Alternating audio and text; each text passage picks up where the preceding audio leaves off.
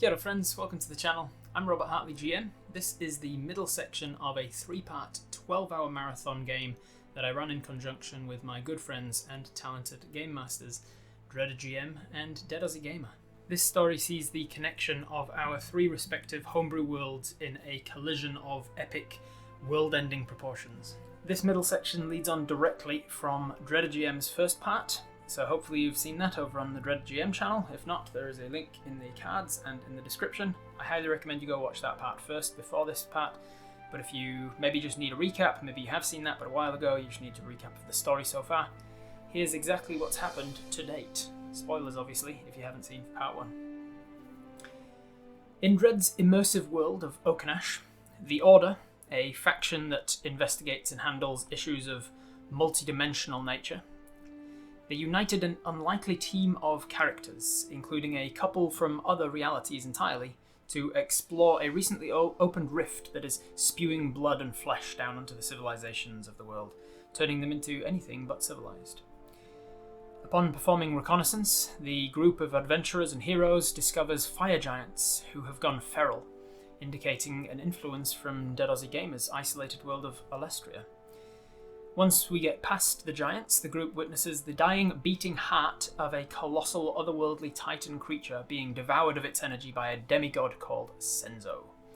This being, manifesting as an enormous, chiseled Goliath, was created from the collective worship of Kuatoa, praying to a legendary greatsword, and so it is now both creature and sword, 2 sides to the same evil behemoth. Acting fast, the heroes severed Senzo's hand, splitting blade from body, but while the sword was successfully taken into custody of the Order, Senzo's body melted away, mutating and slipping through a multi-dimensional portal. Where did he head? Will our heroes be able to give chase? Find out right here and now as we continue the story. Friends, fans, and fine folk, grab your drinks and snacks, and come down to Dungeons and Dragons. With me, Robert Hartley GM, your Dungeon Master, and my fellow storytellers around me. Hello everyone, say hello so I can test your volumes. Hello! Good. Hey. Looks like it's good. I said hi and then realised I muted myself. Damn, my volume on AJ is terrible. Oh, why is I was that? hoping someone would join me on the harmonies. Hello, But that's hello, fine. hello. Wanted to harmonize on Zoom. Yeah. All right. Where do you do it? Fix that one up. Fix this one up. I can't join an a cappella group in person. That would be way too nerdy. All right. Well, if anybody is just joining for my stream, you've missed a treat. You've missed episode 1 of this 3-part story that we are telling today, in honor of the wonderful charity Jasper's Game Day. If you haven't heard of it, Jasper's Game Day is a charity that works for mental health awareness and suicide prevention, particularly in the gaming industry. They do fantastic work in making sure that it's something that we can talk about, that it's not stigmatized to talk about mental health, and if you have anxiety or you depression or any of these things that can get us down, that aren't physical illnesses, but they're mental things that we deal with, aren't as visible, and so they don't get talked about quite nearly as much. So it's important that we do work like this, and they are doing a wonderful job for it. And not only are Jasper's doing a wonderful job, but so are you. From the first part of this 3-part series, Dreader GM's channel, we managed to raise $890.85 already towards our $3,000 goal. So through my stream and through Dead Aussie Gamer's stream after mine, we are hoping to get all the way up to 3,000. So please, if you can afford it, if you're in a financial position to do so, then please do consider donating. And not only will your donations go towards a wonderful charity of Jasper's Game Day, but they'll also be affecting the game that you're watching today. So you'll be able to give us all kinds of things, Nat 20 tokens and inspiration and rerolls and things and healing potions and magic loot and all sorts of stuff if you're given various different amounts. So thank you very much. Before we kick into the story, thank you to Hero Forge and Wooten Forge for sponsoring with things to give away. AJ is lovely, showing off the lovely dice trays, the dice spell trackers that we'll be giving away at the end of the 3 streams. Stick around for the entire 12-hour stream for that.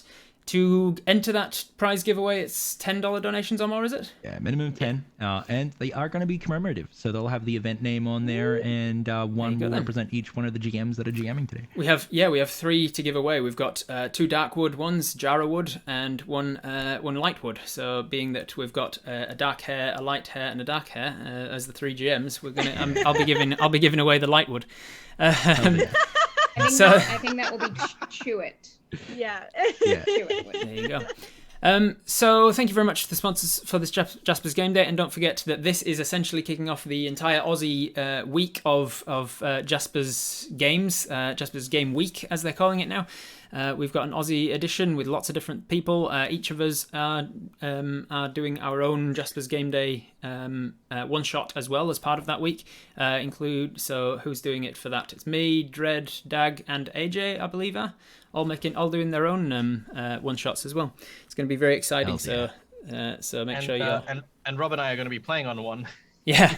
Dag actually done bid on one of the things that I'm in for one of the players, so that he could play on a game with me. And we've made our characters sort of copacetic with each other, so we sort of work together really well. So I'm looking forward to that a lot. Is there anything else I have forgotten to mention before we jump into the game proper? I was just going to say good use of the word copacetic. Thank you. It's nice. one of my active vocabulary words. All right, well then let's jump into it with introductions. I've introduced who I am, Robert Hartley, GM, professional dungeon master. Let's start. We always start in top left corner. Let's instead start in the bottom right corner with our special guest, Felix Ernich. Can you introduce yourself and who you'll be playing today? Sure. I'm Felix Ernich. I'm the DM of the Fool's Gold D&D campaign you can catch on the Bingo Doodles YouTube channel. Also currently writing the Fool's Gold Into the Bellowing Wilds book. Just about done with that, thank God. And I'm going to be playing a character from actually a non-public game. You might see my friend on Twitter, Dynabees, posting about it sometimes. His name is Mr. Crackers, or just Crackers. And he is an undead dragonborn. Kind of lost most of his memories as he became undead due to unfortunate circumstances, and has been kind of just roaming the world to find a place to call home. And it's kind of tough when you're a skeleton and everybody presumes that you're really, really evil. But you'll see how evil he is. Selak Frayne, the other undead on the team, has just had to deal with some of that on the previous game. Undead friend. I did not do well in the first half, first third. I died destroyed again. All right. So above Mr. Crackers, Felix, we've got Dreaded GM playing Wolfwin. Who are you? Who is the character? Hello, long time no see. I'm Josh, the Dreaded GM. I love Dungeons and Dragons. I have dreadlocks. I'm a game master. If you want to see what I do, join me on my grand adventure on the internet by going over to Twitch and following me there, or the Discord, where I post a lot of my stuff there as well. I'm playing Wolfwin tonight, who is my self-insert wizard. So if you look at the grand old times of various game masters that have existed through time and space, we all have a self-insert wizard. You got Morning Keenan, you've got Mel, you've got Wolfwin, who is my green wizard. Now I've very much need to taken get one inspiration. for myself then. Yeah, you should definitely. I thought that like your geometric bard was kind of like that. Oh, what am I talking about? I've literally got a character called Robert Harley. You do, yeah. So, exactly, you're fine. Yeah. So I guess he's my self-invert. Now, like dragons and fizzbands, there are echoes of Wolfwin throughout the multiverse, and there is a citadel of Ricks, sort of where they come together and they sort of handle and do stuff out in the multiverse. Some of them know that they're echoes, others don't know that they're echoes. It depends on their power level. So you're seeing one of the iterations of Wolfwin today, which is super cool. He's only appeared on stream one other time, so this is very exciting. Almost exclusive. We'll jump down to LNK Graham, Dottie Graves. Who are you? Who is Dottie? Who is me? Who is Dottie? Two very different people. I've not done a self-insert this time. But I am LNK Graham, or Ellie, or Hey You, over there. Get out of the line. There are better celebrities that we need to shine on. But But today, you're looking at me, and you can follow me on Twitter, LNKGraham1, where I do hot nerd stuff. I'm also a performer for Roll to Cast, which is a variety TTRPG podcast. So there's a season for everyone from Cyberpunk to Vampire the Masquerade to Pulp Cthulhu, all that good stuff. So check me out at either of those two things. And I'm playing Dottie Graves, who is a sorcerer, you know, when she's on the clock. But when she's off, she's a mum, but not like other mums. She's a fun mum. But she isn't afraid to get serious, especially since she has shadow magic. So you do not, when she counts to 3. Oh, you don't want to get it. You don't want to let it get to 3. No. Will not be a 4. And I'll plug Roll to Cast as well. I've listened to the podcast myself. It's in one of the podcasts that I listen to, and I'm enjoying it very much. Yay! Moving on to AJ Winters, Mary May. Who are you? Hi, I'm AJ Winters. I'm a content creator from Australia. I am a world builder and DM over at Winters Tales. Today, I am playing Mary May, an innocent English rose-looking elf who is very vicious with a blade. Let's just say that. Causes a lot of damage. Yeah. Certainly a lot of damage, Looks yes. Certainly a lot of damage with a double crit on sneak attack, assassinate, wham. And finally, lastly, but no means leastly, Dead Aussie Gamer, Salak Frayne, who are you? Hi guys, my name's Michael. I'm the Dead Aussie Gamer, and you probably know who I am by now. But today I am playing Salak Frayne, the thrice damned lich, who is as his name implies, a lich that has 3 curses. He cannot refuse any request made of him.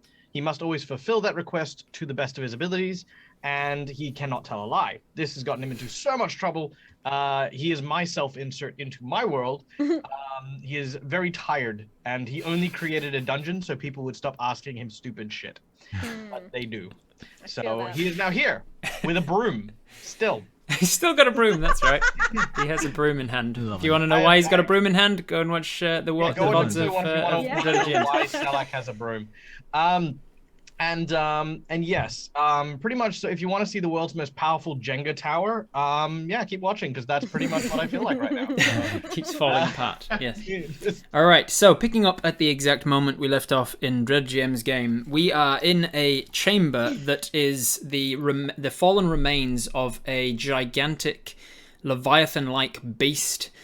With organs and flesh, and the walls are lined with blood and muscle mass, and we are standing beside this huge heart that was being siphoned of its ethereal power. This godlike power coming from this godlike beast was being siphoned by a huge titan-like demigod of sorts, an evil being known as Senzo in Dread GM's world of Okenash. Senzo was both the sword that this creature wielded and the creature itself as one entity. During this fight, to stop him from destroying this, to absorbing this power, we managed to sever his hand and drop of the sword. But his flesh body, though decapitated, continued to mutate with the newfound power of this absorbed Leviathan god, and started to mutate bony protrusions over its body. Its decapitated head started to grow horns from its head. New points of light started to open up in his forehead, glowing red. And as his fleshy, mucus-like body started to claw its way towards the heart, he managed to cut it open with the remnants of the sword's power and form a portal. Now, my character, Duncan, is a high-level horizon walker, one who can step between planes of existence, and immediately dropped to one knee and focused on the power that he was getting from this portal to localize it and to recognize the magic of where it was going. In that moment, he realized that with the chaos magic that is abundant and abound in Okenash, the portal was not simply a portal to another plane, but to another multiverse entirely. So as you all are exactly where you were at the end of that fight, Duncan stands and says, No. That's my home. He's going, that's Rinn. He's going back to my home. We can't let him get out. All right, out of here, everybody out. He recognizes the magic of this chamber and leads you all back outside to where we slay the fire giants. Look, I don't know what's going on, but that thing clearly wasn't dead. It's going to my place, and I can't let it get home. I'm sorry. I came here to help you. It's your turn to return the favor now. You were talking about payment before. I turned to Dottie. You're talking about payment and how I would be repaid. This is how you repay me. I'll ask nothing of your avatars, your gods. They can keep their gold they were promising. You just need to help me. I mean, you can get a sitter, please. I guess it's into overtime. Let's kill this thing. Oh, good. Look. But I'm going to be invoicing every one of those hours. There's a sense of gravity to the situation, and I mean that both figuratively and literally, in that as we have stepped out of this beast, we seem to have gotten a bit lighter. When we were in there, through being teleported in and through the gravity of the fight, we may not have noticed, but there was this overwhelming kind of manipulation of weight while we were in there. Well, you know what they say, the portal adds 10 pounds, right? Yes. Right. Well, by the number of portals I've been through, I'd be that would explain things. And he pats his middle-aged spread. So in this moment, I'm going to say that Duncan will be like, I have to return back with this part of the blade. And he looks back to the order members. Says, you mean the warrior? The warrior, yeah, sorry. Yeah. Sorry. And he will say, if you can retrieve the other piece of the blade, that would be good. I understand. Thank you, warrior. I hope that you find what you're looking for. Oh, before you go, you were given a green token in case we need it. Right. I have no idea what it is. Yeah, I think I do. I recognize the name before. He's a traveler, a little like me. He's lots of different versions of himself in different planes of existence. I think he might be able to help if we need it. And I took the little green wizard's hat token into my pouch. And as I took that one in, I pull out the scroll that I've been carrying on me, and I say, this is a scroll that I've been working on for a while, and I've used it once before and it works fine. It takes a while to create, so I try not to use them unless I have to. It seems like this is our best way home. We need to find somewhere that we can be safe for 6 hours. It takes a little bit of a rest, a little bit of a sleep. Even if you don't sleep, I tend to Salak and say, even if you don't sleep, it'll still work on you. I need a place where we can be safe, and I can get us back to my plane. You can go to my house. Good. And we set off towards yours in the interest of brevity and not allowing Felix to sit out forever. We all good. We're all very high level characters. We can definitely handle anything that comes as an obstacle between here and your house. So we Batman into. This is a first. What does your house look like, Mary May? Or the place you take us to, anyway, not necessarily yours. You might just tell us that. The place I take you to is. She just takes us to a mansion and just like, yeah, I totally forgot my keys. This is definitely where I live. It's incredibly clear of any personality. There's nothing in this home that screams, it's like a show home. Like a show home. There's nothing that screams Mary May, except like lots of teacups and saucers. That's about it. There's pictures on the wall, but they're all different people. They're all different families. They're stock photos. They're stock photo families, yeah. There's not even a bed. There's just it's like a small apartment somewhere in the main city, and it just has a chaise lounge because she only sleeps for 4 hours as an elf. Nice. So it's not. Look, this'll do. Thank you.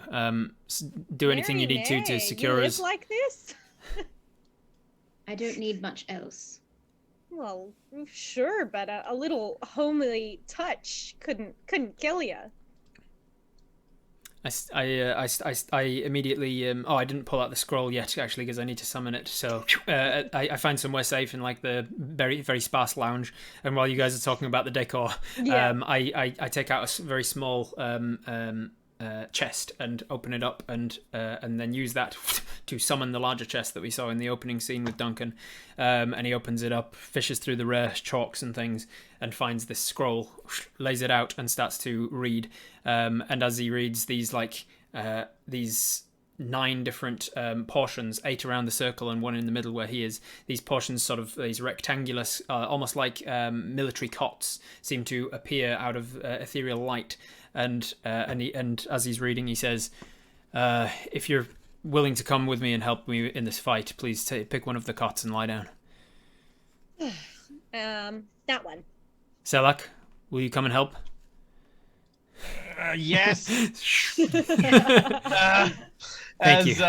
As you watch Selak go over to one of the cots, he's like literally trying to wrench the broom out of his hands. He's just like, Give me the broom. yes, thank you. Okay. That's a shame. I send word back to the avatars. There's Thank no you. need to keep asking. We're coming with you. Thank you. I finished reading the scroll. It takes about 10 minutes to cast, and at the end of that 10 minutes, all of us go unconscious immediately. Presuming your house is safe enough for the next 6 hours for us to be undisturbed, we dream. Even those of us who aren't used to dreaming because of being in trances or being not unsleeping lichers, we feel like we experience the visions of this world, and almost like it's not directly like a smooth transition between, like Google Earth zooming out. It's like a montage of different altitudes above this plane of existence. And then eventually we are so far above this plane of existence that we can kind of see the makeup of the different planes of existence themselves, kind of like one of those, I wanted to say spirograph, that's not the right word, one of those complex models of this solar system with all of the different things coming around. We can see that, but with different planes of existence. As with regular dreaming, it's hard to know exactly how long we've been asleep, but after several hours we are out of that plane of existence and into just the space between, the space of complete potential, where all possible different planes of existence, even ones that don't yet exist, all exist in this space. And then eventually we start to reverse the process, like slowing, like a ball being thrown up into the air, and then reverse back down, and we start to approach this other plane of existence. And again, eventually we can see it like a solar system with all the different planes laid out. You can see that there are 16 relatively uniform planes around, several centered in the middle, and we start to push in towards the middle of this. Anyone familiar with planar magic probably acknowledges it as some version of the what do they call it? The Grand Wheel, or the Cosmin. There's some name for it. Cosmic Wheel. Cosmic Wheel or something. It's a version akin to that. And as we get closer and closer to the center, we end up in this astral sea, and this small blue pebble held in space. We start to approach it, and flashes at a time. Eventually, there is nothing but this blue veil in front of us. And as I finish casting Dream of the Blue Veil, we can switch between one setting and another. Duncan steps forward and takes this blue veil and steps it aside, and we all step through. We come to consciousness, and then immediately fall down onto a plain, an open plain, much like the prairies of the northern parts of the USA. Hells yeah. Ooh. Let's go. I have a question. Because we're sleeping, do we get a long rest? Just saying. We do get a long rest from that. Yes. Yay! All right. So we arrive down fully rested after 6 hours of sleep, as it were. We are now in my world. Welcome to my world, everybody. We did it. Oh, well, it's a lot warmer here. Dottie, I'm just yeah. you feel a distinct difference in the way that your magic works. That there's something fundamental about magic that is different here. You don't feel that sense of chaos from Dred's world. You feel like your magic could be more reliable, and you also feel like your brand of sorcery is coming from one very specific place. And you remember Duncan saying that he manipulates magic from the Shadowfell in order to cast some of his spells. Okay. Yeah. No, I like this place. Who knows? Maybe I'll take my vacation here when I fill out my my sick leave. Well, you'd be more than welcome. Now that you've been here, it should be easier for you to return. Yeah, no, it feels like she might kind of Yeah. do some fire in her hand. It's about the same sort of power level as you're expecting. Like but it's just a lot more stable.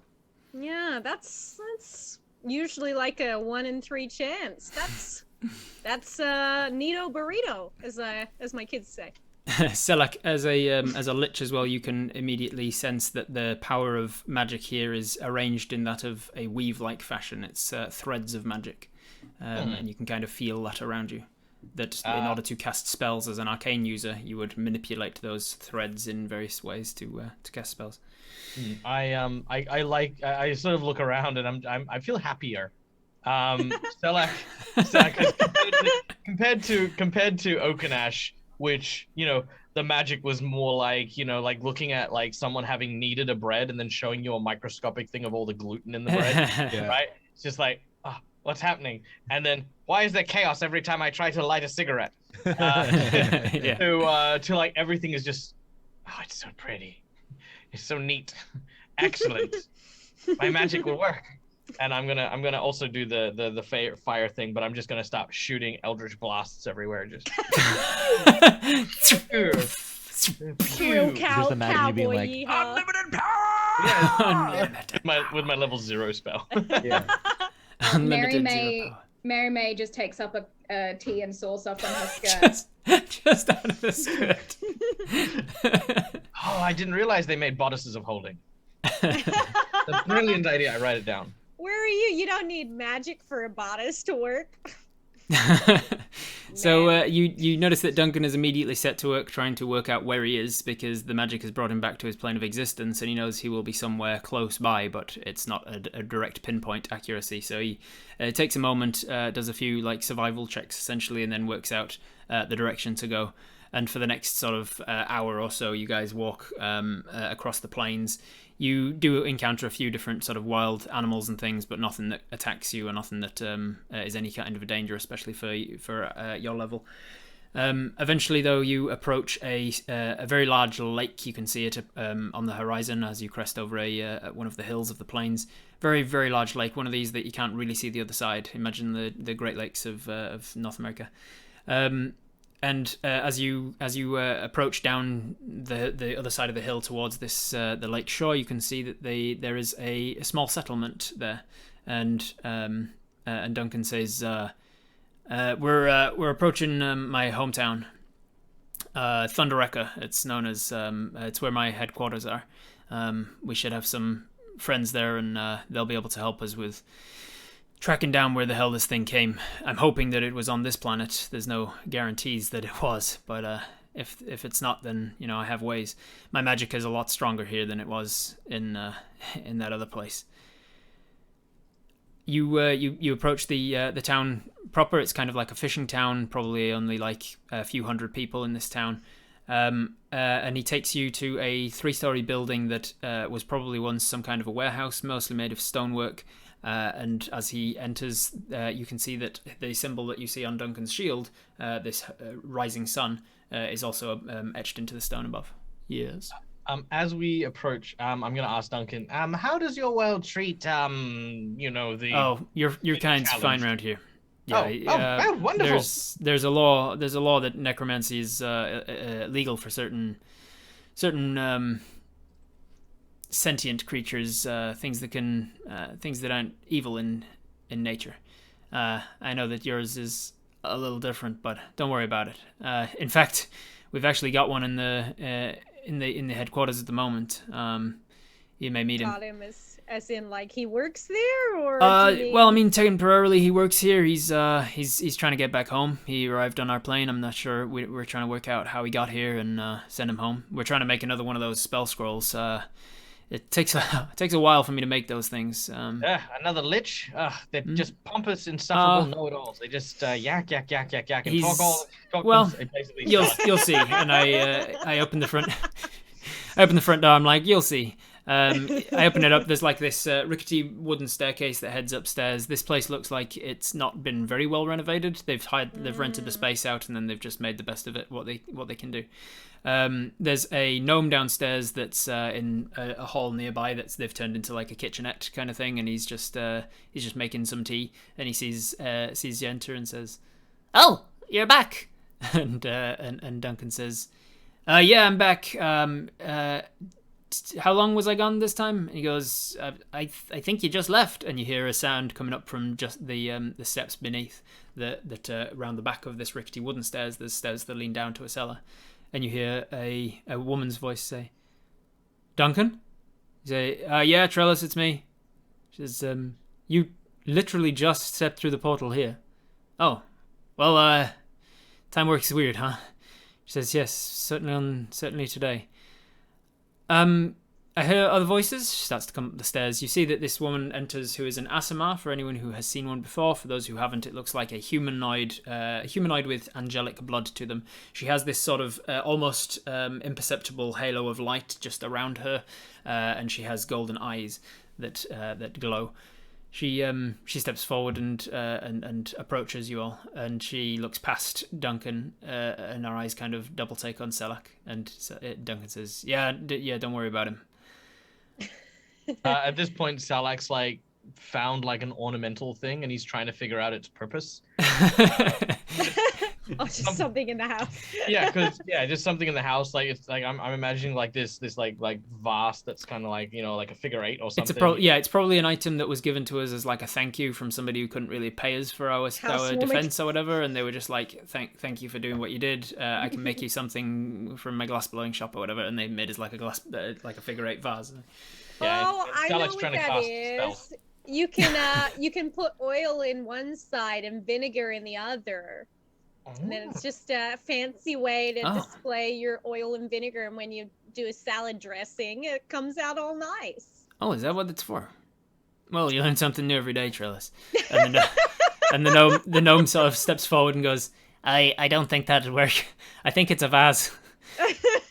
Pleasure to meet you, though. And he lifts his little hand up to you. What's your name? I'm Samson Dingle Totalbuff. What was it? Samson Dingle Totalbuff, Ballytooly Fiddlewall. No. Do you have a nickname? Samson's fine. Samson. Nice to meet. I'm Dottie. Well, it's nice to meet you. Hey, Mr. Crackers! Mr. Crackers, we got guests. What? Is that if you got a cat? No, he's a visitor. Cat? He's a visitor. He's been staying with us for a little while. Oh. Duncan says, is he around? Crackers, get down here. Maybe there's someone from your plane here. I mean, he'll come on down from wherever he was. You come downstairs. What do they see as you come downstairs? They see him finishing, as he just stuffs some stolen silverware into a bag. In front of you stands, an undead dragonborn. Instead of eyes, he has green flames flickering. And he's dressed like a noble. He's got the finest clothes, a long green coat he loves to wear most, in addition to a cane that he uses to walk around as well. And he finishes stuffing that into the bag and turns to the rest of you and says, "You're back so soon. I barely got hi. So soon. How is everybody?" Mr. Crackers. Duncan says, I told you when you arrived, Crackers. What's ours is yours. If you're in need of things, you can take it. We're not destitute so much that you can't. If you need. And Trellis says, but that's the thing, though, Duncan. He doesn't need. He wants. It's a different. Okay. Look, when you give me permission to steal everything, it kind of takes the fun out of it. So forget it. That's kind of the point. Crackers feels like a poking on his legs. Selak is leaning down and sort of scratching his chin and inspecting these very, very different clothes, but more specifically, pressing like his leg. He then looks up with this almost enraged look, like the fires in his eyes are burning, and he says, "If you do not have muscles to atrophy, why do you have a cane?" Well, Oh. hey now, that's a personal question. We Yes, can't one just that I've ask asked. about people's, whether they use accessibility devices. Okay, Unless well, you're okay saying that, Mr. Crackers. no, yeah. Thank you for that. I appreciate you being so understanding. And I'll have you know I have been working out, but the gains are not really noticeable yet. But yeah, the cane is really just, and he unsheathes it, and it's actually a rapier. It's just kind of for show to sneak it into noble events just in case, and sheaths it back up. That's a very practical solution there. Very well. He sort of stands up, dusts himself up. He says, I am Salak Frayne, and I stretch out my hand. This is the first time Salak's made physical contact with anyone. Oh, really? Well, he shakes your hand. Pleasure to meet you, Salak. We hold your hand. Question: are you a real undead? Yeah, isn't it in or out of character? Well, mostly because I automatically chill touch anything that touches me. Oh, okay, well, I'm actually undead. Good. So you heal a little. That tickles. It's a first handshake. Yeah, it's an undead handshake. Yeah, because basically anything Salak touches is the effective chill touch, which does necrotic damage automatically. So There you go. Necrotic damage doesn't necessarily heal undead in my world. oh, does it? Yeah, actually Oh, he's damages not me. from your world. He's not from my world, which is Felix doesn't heal you? but magic. Okay, But magic so is in my would have world. hurt me. I'm in Cracker's home world. He's immune to necrotic damage, so I don't know how he's in You are this world. you are immune to necrotic damage here as Okay, so it might not heal him, but yeah. well. Duncan has headed into the kitchen past Samson to start making some tea for everybody. But Trellis, just following him in here, after this exchange, suddenly drops to her knees and starts holding her head in extreme pain, and starts. And Duncan obviously drops what he's doing. You hear a teacup smash as he comes back out. What is it, Trellis? What is it? Is it a vision? Yeah. Where is it? Is it present? Is it? I'm trying. What's happening? Is there something we can do for her? Oh no! You gotta wait for it to pass. And she goes, oh, that was a big one. It was a present day vision. And then she sort of looks around at present company and says, maybe we should talk upstairs, Duncan. And he says, no, trust me, these guys, this is why we returned and why I brought them. I think I know what it is. And she goes, really? Yeah, where was it? I'll have to focus in. Give me a moment. He says, all right, upstairs, boardroom. We need to work this out. He ushers you all upstairs. He doesn't come upstairs with you, but there's only 2 rooms on each floor. So as you go upstairs, you see that the larger of the 2 rooms on the middle floor is a large boardroom with a sort of second-hand table and lots of mismatching chairs. There's some cluttering and things from downstairs before eventually Duncan and Trellis follow you into the room. And Trellis, looking a little bit more herself now after just a few moments to catch her breath, says, something from beyond. It was definitely an experience from another world has just entered Rinn. It was thankfully far enough away that it's not an immediate threat to Kayanua, but it's, I think, maybe Rolatea. And Duncan says, okay, for context for you guys, Rolatea is an island archipelago about 8,000 kilometers from here, about the other side of the world, but on this side of the hemisphere. It's definitely entered the world. Thankfully, it's on Rolatea, which is an island system in the middle of the ocean, so it'll be physically isolated. But if that thing, who knows the hell if it can fly or mutate so that it's got wings or can swim, we need to get there as soon as possible. And I think we're going to need help. And he places the green token on the table. And he says, hey Trellis, remember that guy we were hearing about, the wizard that was like, she goes, the one from Shantaea's realm? And he says, no, the green man or something. And she goes, oh, the green wizard. Says, yeah, you remember anything about him? She says, oh, just that he was like a powerful guy and had lots of variations of himself. And I said, yeah, I thought that was him. And then he takes up the token and activates it. What do you think he does to activate this thing, Dread? Does he crush it? Does he Say so a word. as you hold it, you just call, and it starts to unravel. Hey, Green into Wizard, we need your help. Elzia. It starts to unravel into a thread of tin green thread, and as it does, it starts to whip around, and magic starts to kick off from it and tear open a portal. And stepping through, you see me. I've got my green hat and I'm holding it down, and I step in and my staff comes out as well, and I duck under, and then as it does, I stand looking around at everyone that's present. Along my green robes, eyes start to blink into existence, and looking around in all directions. Also, my staff seems to glow ever so faintly as well. My hand comes up instinctively, and I run my fingers through my facial hair, and I look towards everyone that's here. That's neat. I look up Trellis, to my Trellis hat, says, and I'm like, "Wow, attractive." Duncan kind of just hand waves. That's hot. So I look up to my hat, and I'm like, yes, this is very strange. Hello. Hi. You Hello. called? How can I help? You're do you know where you are? It's hard to tell sometimes. We get You're called on all over the place. You're on a planet called Rinn. I'm Duncan. I work for the Horizon Shine. Long story short, we've called you in because there's plane of problems, and I think you can help. These are friends all from different planes of existence than this one. I'm trying to get them home after dealing with the threat that's currently threatening our planet. Do you think you could help? Definitely, especially for a place like Rinn. Very, very special place in the multiverse. Oh, really? Yes. Oh, Duncan and Trellis kind of share a bemused look like, holy shit, really? I mean, fantastic. my plane of existence is pretty special to me, you know. Oh, yeah. Where do I you got come from? I'm from Okenash. Okenash.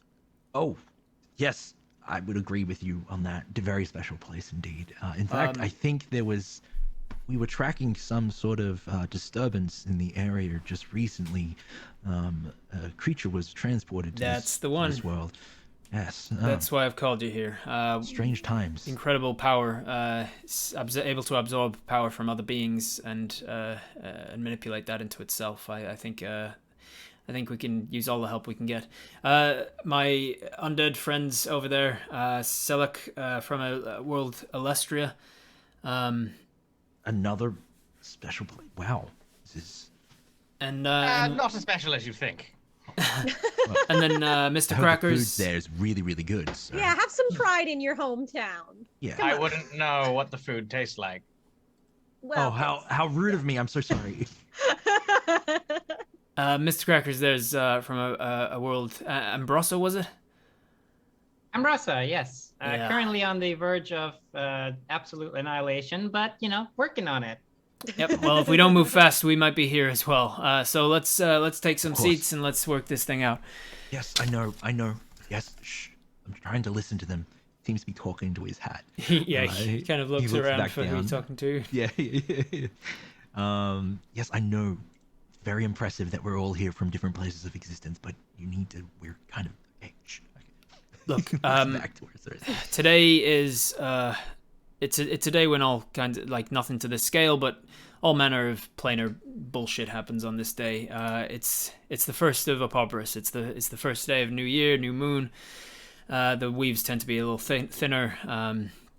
It's the beginning of a new cycle, that sort of thing. Whenever you're welding something, the seam is a little, it's where it's weaker, I guess. So that's kind of how I imagine it. This thing's approached. It's landed down on an island continent about 8,000 kilometers away. I can teleport you there. I'm not going to be able to come on this one. I can feel there's enough problems going on here that I need to return. I need to remain. I have to be here for more of this sort of thing happening. I need to make sure that the weaknesses in the realm don't allow other things to pass through from these many different multiverses. Our travel here from another plane from Okenash has also weakened that somewhat. I'm afraid I'm not going to be able to go with.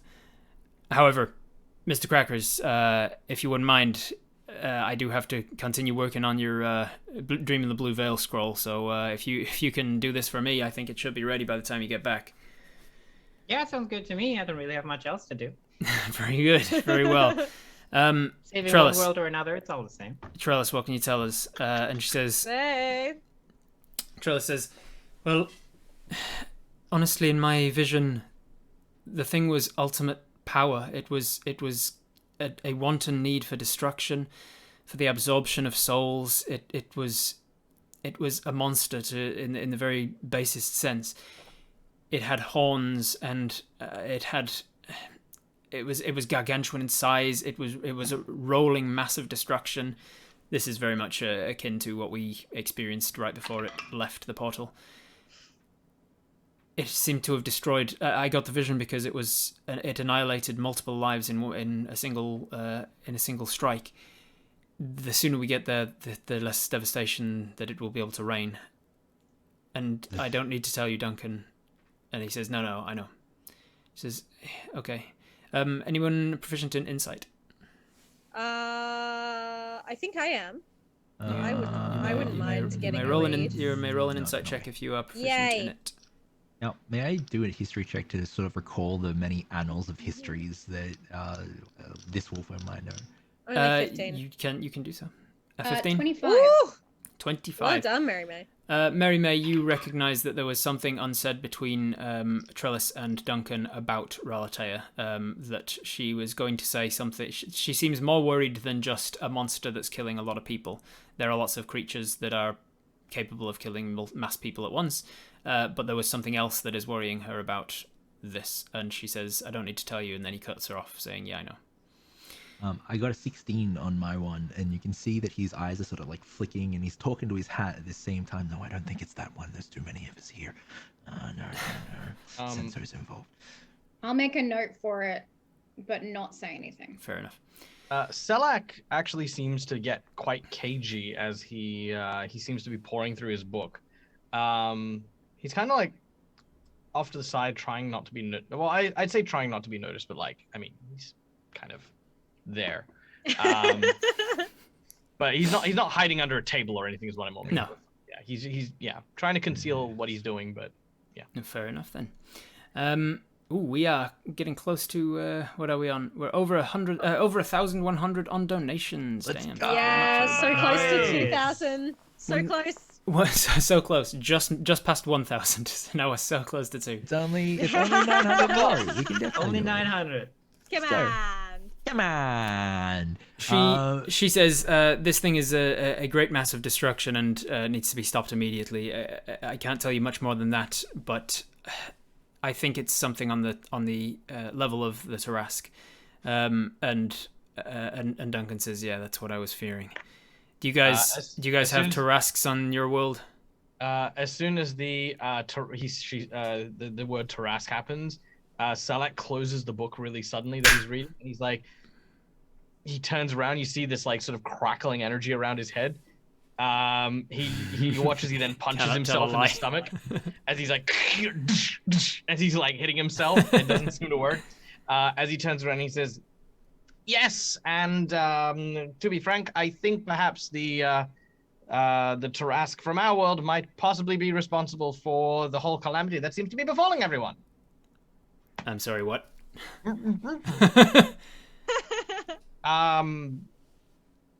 Again, he's trying to hold it back, but then lightning starts to hit him again as he says, the Tarask in our world was destroyed, but the chunks of flesh from the Tarask, as I said, created feral creatures. However, among those bits that fell off, spawned 5 powerful entities, the children of the Terras. They may or may not have the power of catastrophe. If the ripping of a portal between realms has occurred, the Terras might have that ability, and if coming from Okanash, where we saw the feral, the entity that traveled from Okanash to here had the ability of the feral, and now the Tarask is kind of picking up. Likely, it is the Taras of my world. You have Maybe. nothing to fear of Okanash, from the Okanash that these folk come from. The baby, there's a Trask there, but it's still a baby growing. It's still not fully formed, so whatever has come from Without a Rukanash, it is not a Tarask. It's Mr. Crackers, you got a Tarask where you come from? Heard of it? Anything like that? Usually planes call them something similar. Well, something like it, but it's more like Reljern is what we call that one. But damn, it sounds like you guys really screwed up. Yeah. Samson toddles into the room with a plate of tea for everybody and says, "I'm sorry, did I overhear that we have a second Tarask on Rinn now?" And he goes, No. Well, I mean, if we don't get to him soon. Not quite. Likely a Terras, a kind of a tiny Tarask. It has, depending on what it is, it might have the power of a catastrophe. Maybe not. So at this point, I'm going to drop the accent, but he explains that in his world, the Terras have absolute domination over elemental forces of reality itself. These are known as the catastrophe powers of the Terras. There's the Terras of time, there's the Terras of gravity, there's the Terras of He explains this, souls. yeah? He's saying this in Yeah, character? he's explaining all He of stops this. when you get to gravity and says, Whoa, the gravity thing? Yes. You recognize that when we were in that thing with the heart before, that was definitely there was something going on with the gravity. Well, if that were the case, then that would likely lead us to believe it were the Leviathan. It's a creature by many names on my world: the unfathomable depth, the endless hunger, the void whale. I feel like that's the one. Well, if that's the case, then we might be looking at something that is either turning into or becoming its progenitor. So to answer your Okay. question, he turns to Samson. Answer your question, yes, it seems like we might have a second Tarask come into the world. We need to stop him before he does. I mean, our plan was always to kill this thing, right? So why don't we, let's not dilly-dally. Let's get underway. As he starts to take you downstairs, he explains, just to get everybody up to speed, he tries to explain what the Tarask is on this world, and as he describes it, I'm just going to put a little slideshow on of various different renditions of the Tarask. He says he explains the Tarask and how it's a creature of legend and yada yada, and Samson says, so you wait, are you going off to fight two Tarasks? And he goes, no, it can't be our Tarask. Our Tarask's asleep. He goes, but it wakes up, right? And he goes, yeah, but it was awake like 30 years ago. It's not due to wake up for another like 40. I wouldn't jinx it if I were you. Well, let's Totally jinxed it. let's find out, shall we? I'm telling you, the Tarask doesn't wake up. It wakes up like every 70 or so years on average to wreak devastation, then goes to sleep for another 70. What we need to do Like my is teenager. Yeah. He leads you all the way down to the basement, and he goes, look, what we need to do is to stop this thing before it becomes a Tarask. Well, I say we. I need you guys to do it, I'm sorry.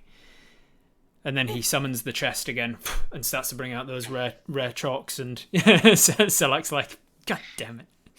Did you have to word it like that? Why am I fighting a Tarask now? I just want to read. amazing. Sorry, you've been drafted. He starts to do these chalks, and what's her face? Trellis says, Duncan, today's, and she points to like some chalk marks that are in like a tally form on the wall, and he goes, oh yeah, we haven't done today's yet because I ended up going through it. It was full of blood. So he casts teleportation circle on the ground, and then he stops anybody from walking through it, and he says, just wait. And then it disappears, and he goes over and chalks off the wall, and he turns to Trellis and says, you saw me do this? And she says, yeah, I saw you do it. He goes, okay. And then he casts it again. And he says, I'm trying to make it permanent, and I need to cast it once without using it every day. But hey, you saw how long you've got to go through. It's not a very long opening for you. I know of a teleportation circle in Relatea. I'm sending you to it. Best of luck. And how long does it take to cast? Would we know? It takes him about 10 minutes or so. Okay, I'm just gonna pull Trellis. Was it aside? Trellis, yeah, the angel one that has the visions. Could I get some more tea? Yes, of course. Any pull her particular out of the brand? room. Yeah. Do you drink coffee, Mary May? I know I ask all the time, but She's pulled Trellis away out of the Straight out. room. Tell me what you were going to say earlier. Uh, Tell me what you were going to say earlier. I was gonna say, Tell me what you were going to say earlier. What do you mean? Duncan stopped you from mentioning something about the location we're going to. The last known location of the Tarask was Rolatea.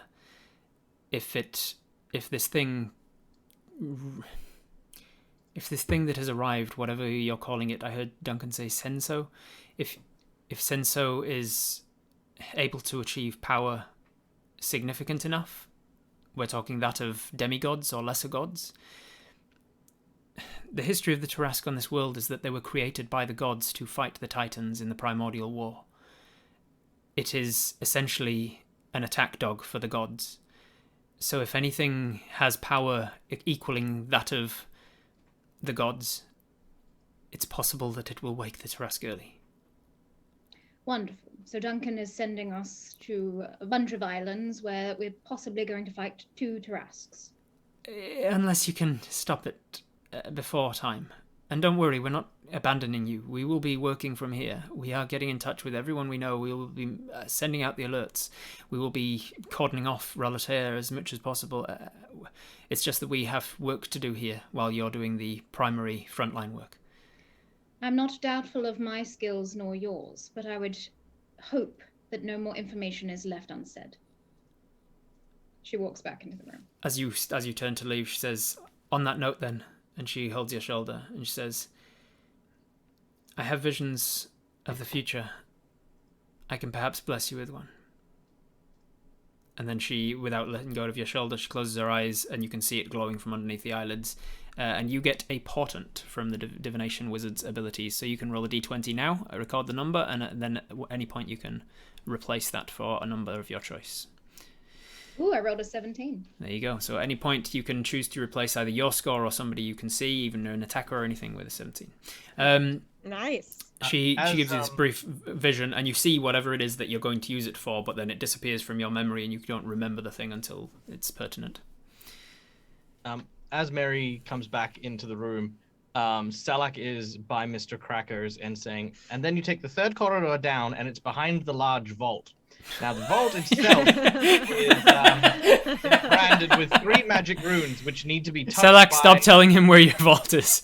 You'd see Wolfman's like taking notes. So I find this very interesting when we visit. I was gonna say Crackers is writing this down. They're just both writing down notes. Crackers just learns that Salak can't lie and can't refuse to answer. Yeah. Bad mix. It's a terrible mix. At this point, the rune is completed, and this portal opens up from inside the circle, and you have 6 seconds to step through it. Duncan says, "Go, go, go, go, go!" Grab my hat and move through. Yeah, I'll put on my glasses. Do you need those to see? You have a gun. And I go through. Short-sighted with a gun. Good combination. Well, I'm not short-sighted when I have my glasses on. Gosh. But you weren't shooting with those on while we were fighting giants. Yeah, well, I didn't need them. I will, being that Duncan is not going with you, I will bounce the Nat 20 token and the healing potion that I got from your game that I have not yet used at Duncan's into Wolfwin because you weren't there to get them. So Wolfwin, you have a Nat 20 token and a healing potion that was Duncan's. Yeah. Duncan gives you those as part of your preparation for this. And then you through this portal, and instantly you all feel a little uncomfortable, to say the least. Anyone who has teleported before and like been shunted from the space of an object whenever magic tries to put you in the space of another thing that exists, and all your atoms try to rearrange to not get squished. You take force damage as you all take 12 plus 2s. That's 14 points of force damage to each of you, as the teleportation circle that you land in is completely buried in rubble, and you are shunted above it, about 5 to 10 feet above this teleportation circle. Immediately, you are thrust into. So it was morning when you left. You're on the other side of the planet, so it is late evening here. As we arrive on the other side of there, you hear Wolf was like, "Oh, you think that a divination wizard would know that was going to happen?" And you Sorry, look how around. much- It was how much 14 points of force 14. damage, and Yeah. and you are in the remnants of what seems like it was once a temple. But there is commotion outside. There is a few screams and a loud roaring of definitely monsters around and close by. Can I do a not history great. check on this place, please? What, sorry? A history check. Make a history check. Yeah. Also, sorry, Rob, just real quick because I'm chatting with the chat here for the rewards. Oh yes, You rewards. Let's catch Did them you up. bump? Did you bump one nat 20? Because you have. Four. I had 4. You have the GM ones now. So here's where we're at. Here's where we're at. Before the bump, Rob had 1 potion, 4 nat 20s, 1 inspiration.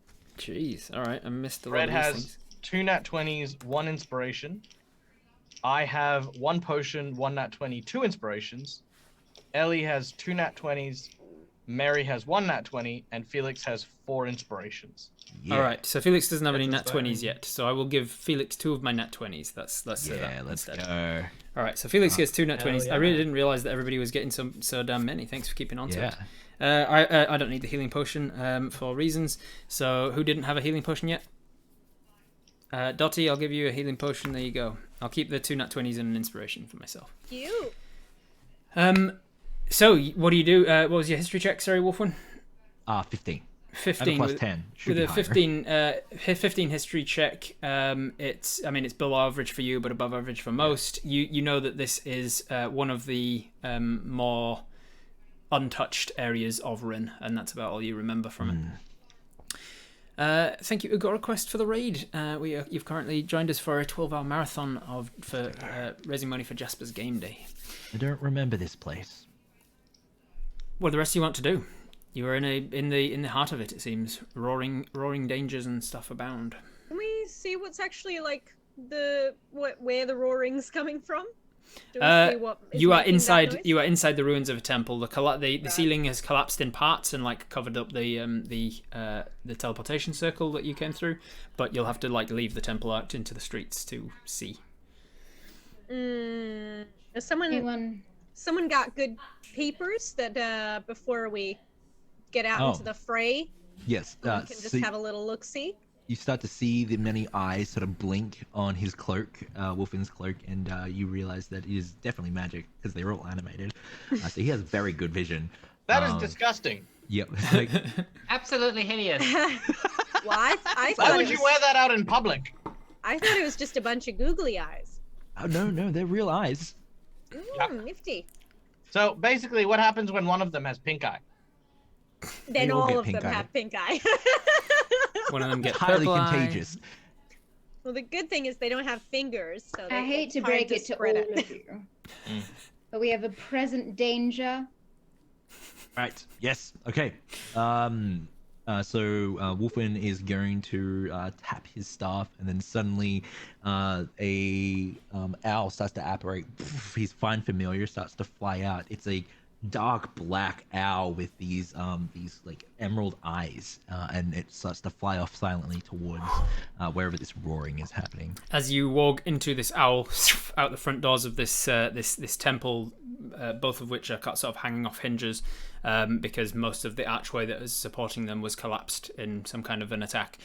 You can see that the rest of the town is very similar. The temple you're in seems like the only one made of stone.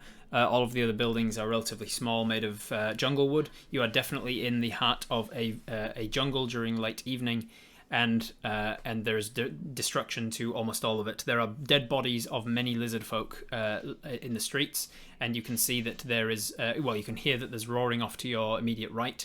And as the owl sort of flicks over that way, you can see just in the sort of darkness on the edge of twilight, you can see the hulking form of 2 bipedal. This owl has probably never seen it, but Wolfwin might have in his many travels. It's a Tyrannosaurus Rex, and it is currently attacking a couple of lizard folk. There's a combat happening. There's You think? unfathomable distraction. Yes, some T-Rexes are fighting lizard folk above. We're in a jungle and it's evening. Wait, Um, two? Two T-Rexes or just one? Did I You say can two? you can see two. Yeah, two. They are Definitely not two. they are not next to each other, but they are in the vicinity. They are. Okay. They're in each other's vicinity. They're not next to each other. Great. I don't know if they're the cause of the destruction, but we should probably move, especially Yeah, if those lizard folk have information that we need. Let's I get don't know how you moving. guys do this in how- your world, but I'm gonna go help the people right now instead of admiring these broken ruins. Mr. Kirk My says that. And disgusting amount of eyes. Is there any way we can sneak in further rather than catching the attention of the dinosaurs? you can definitely try. They are not like outside the front of this temple, so you can leave the temple and get into the streets and then try and go down what yeah. would have been alleyways and things to get to them. But I'm they sure are like that 100 there's feet a lot away. of 100 feet away? distractions with all the people as well. Yeah, they're around about 100 feet from the edge of town, from the edge of where you are, the front of the doors of the temple. All right. Uh, What's our plan of attack? Selak moves 40 foot forward, and as he does, he opens up his book with the one hand again, and you see that he turns to a page with a large schematic of a tyrannosaur, and as he lifts up the image from the page, he touches its head. I need it to make me a will save. We'll Or save wisdom for the Tyrannosaurus Rex, and we are doing something that will kick off initiative. All right, so I'll have each of you roll initiative for me, please. Okay.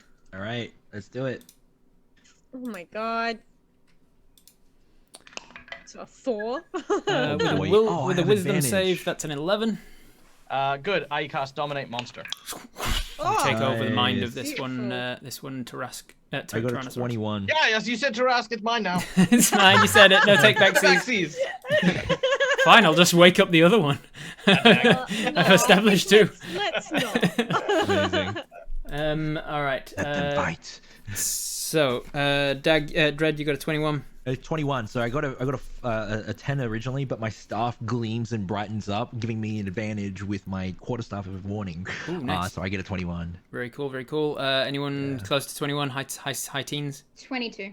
22, even better. All right. So AJ 22. 18 Selak, you say? No, Is it 18 crackers. 18 crackers. Felix 18. Next up, Dottie or Selak? 8. I'm definitely last. No, Dottie? I'm 4. I'm lost. Okay. It's because you're wearing your glasses. Yeah, it's because I lifted them up. That's why. All right. And Dottie was She a had 4. to wipe them down, but And I will be then- wearing them up here. All right. So, Thank you, pressure on my head. and then the okay. In here, that would be the. All right. So, AJ, you are up first as you see Selak step forwards towards it, open up this book, and then do something. You realize that something is going on. This T-Rex is it's about to go down to something that's on the ground beneath it. You can't really tell because you're far enough away that there's obstructions. As it goes down, it suddenly stops and just kind of like looks up, and it's clearly Selak's doing something to it. What do you want to do? They're both 100 feet from us. You're about 100 feet. The first one's about 100 feet away from the temple doors. The other one's about 140ish. All right, I'll go towards the one that's 100 feet. Mm-hmm. What's your movement? 30. 30. So you get about 70 feet from it. Yeah.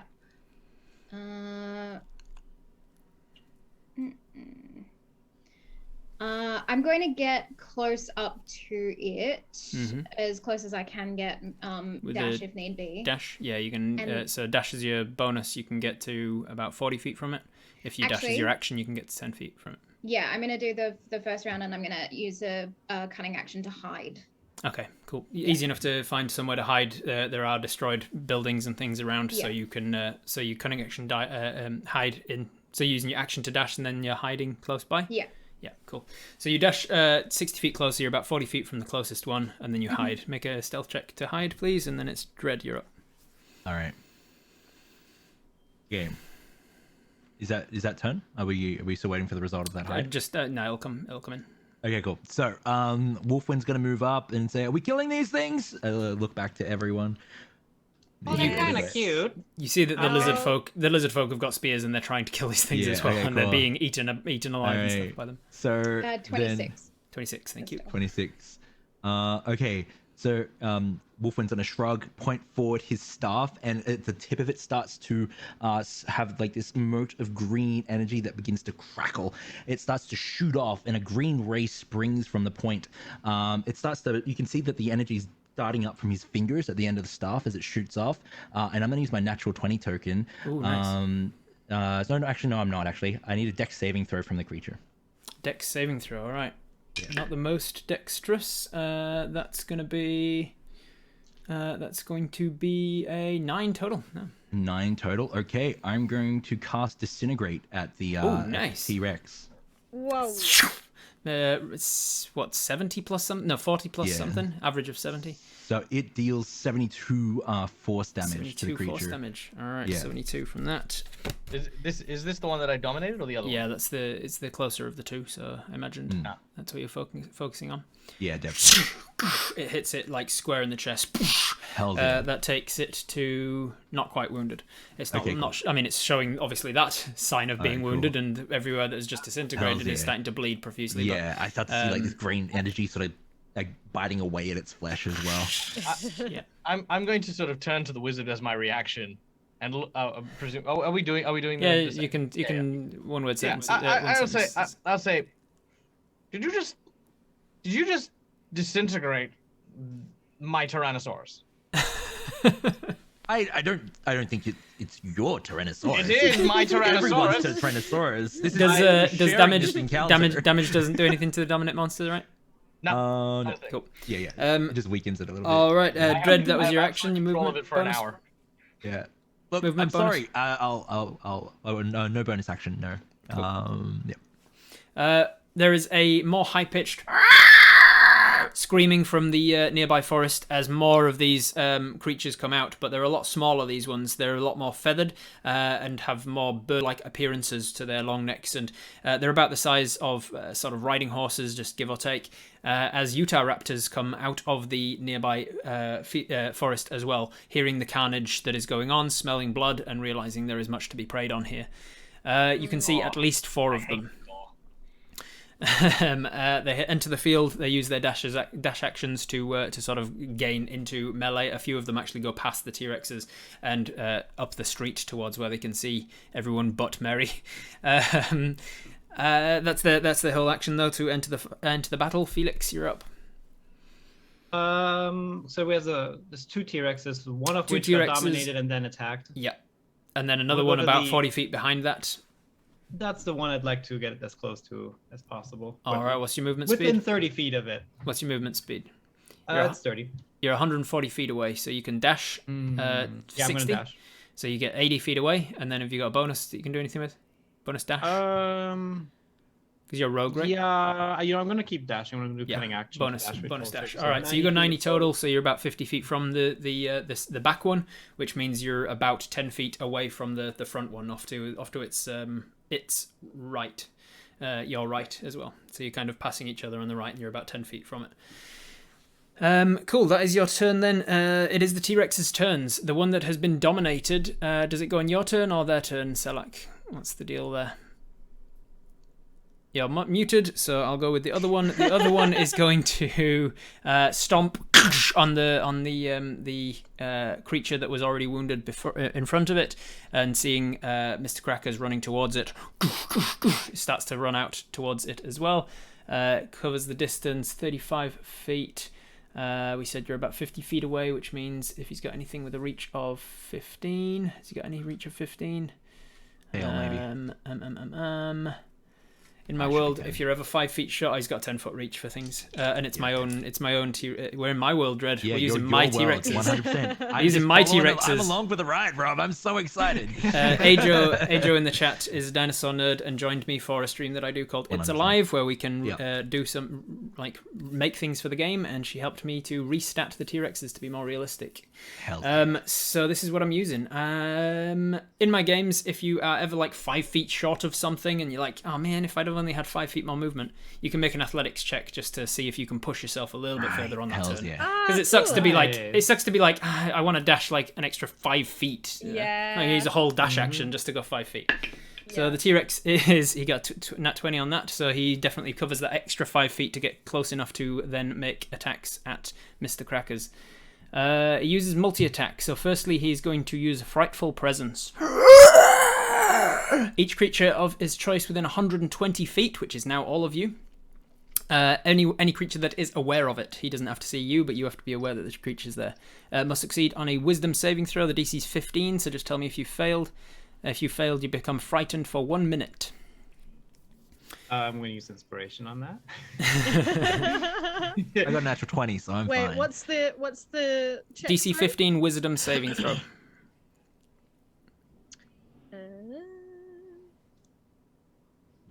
Yeah, I'm good. 18. All right, you're good. Mary, you can do it. You're good. Selak, you good? I'm immune to frightened. You're immune to friend. Sweet. So it affects none of you, but then as part of its multi-attack, it can then make a bite attack and a stomp attack. So with let's have a look. See, targets a medium or small creature grappled. That's good. He is going to, he's going to use his bite attack at you first, Mr. Crackers. That is going to be a dirty 20 to hit.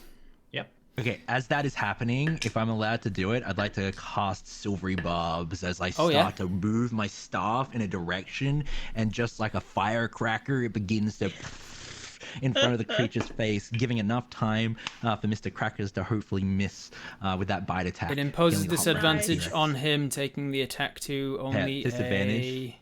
They have to take the lower out of the two. Yeah, the first one was the lower out of the two, so a dirty 20. Okay, cool. So it's still a dirty 20? Yep, dirty 20. Okay.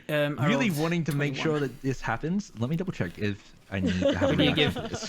Who do you give the silvery barbs thing to? I'm going to give the silvery barbs to Crackers, definitely. Crackers, you get advantage on the next attack you make. Okay, cool. Just double checking. Do I need to have a reaction to do this?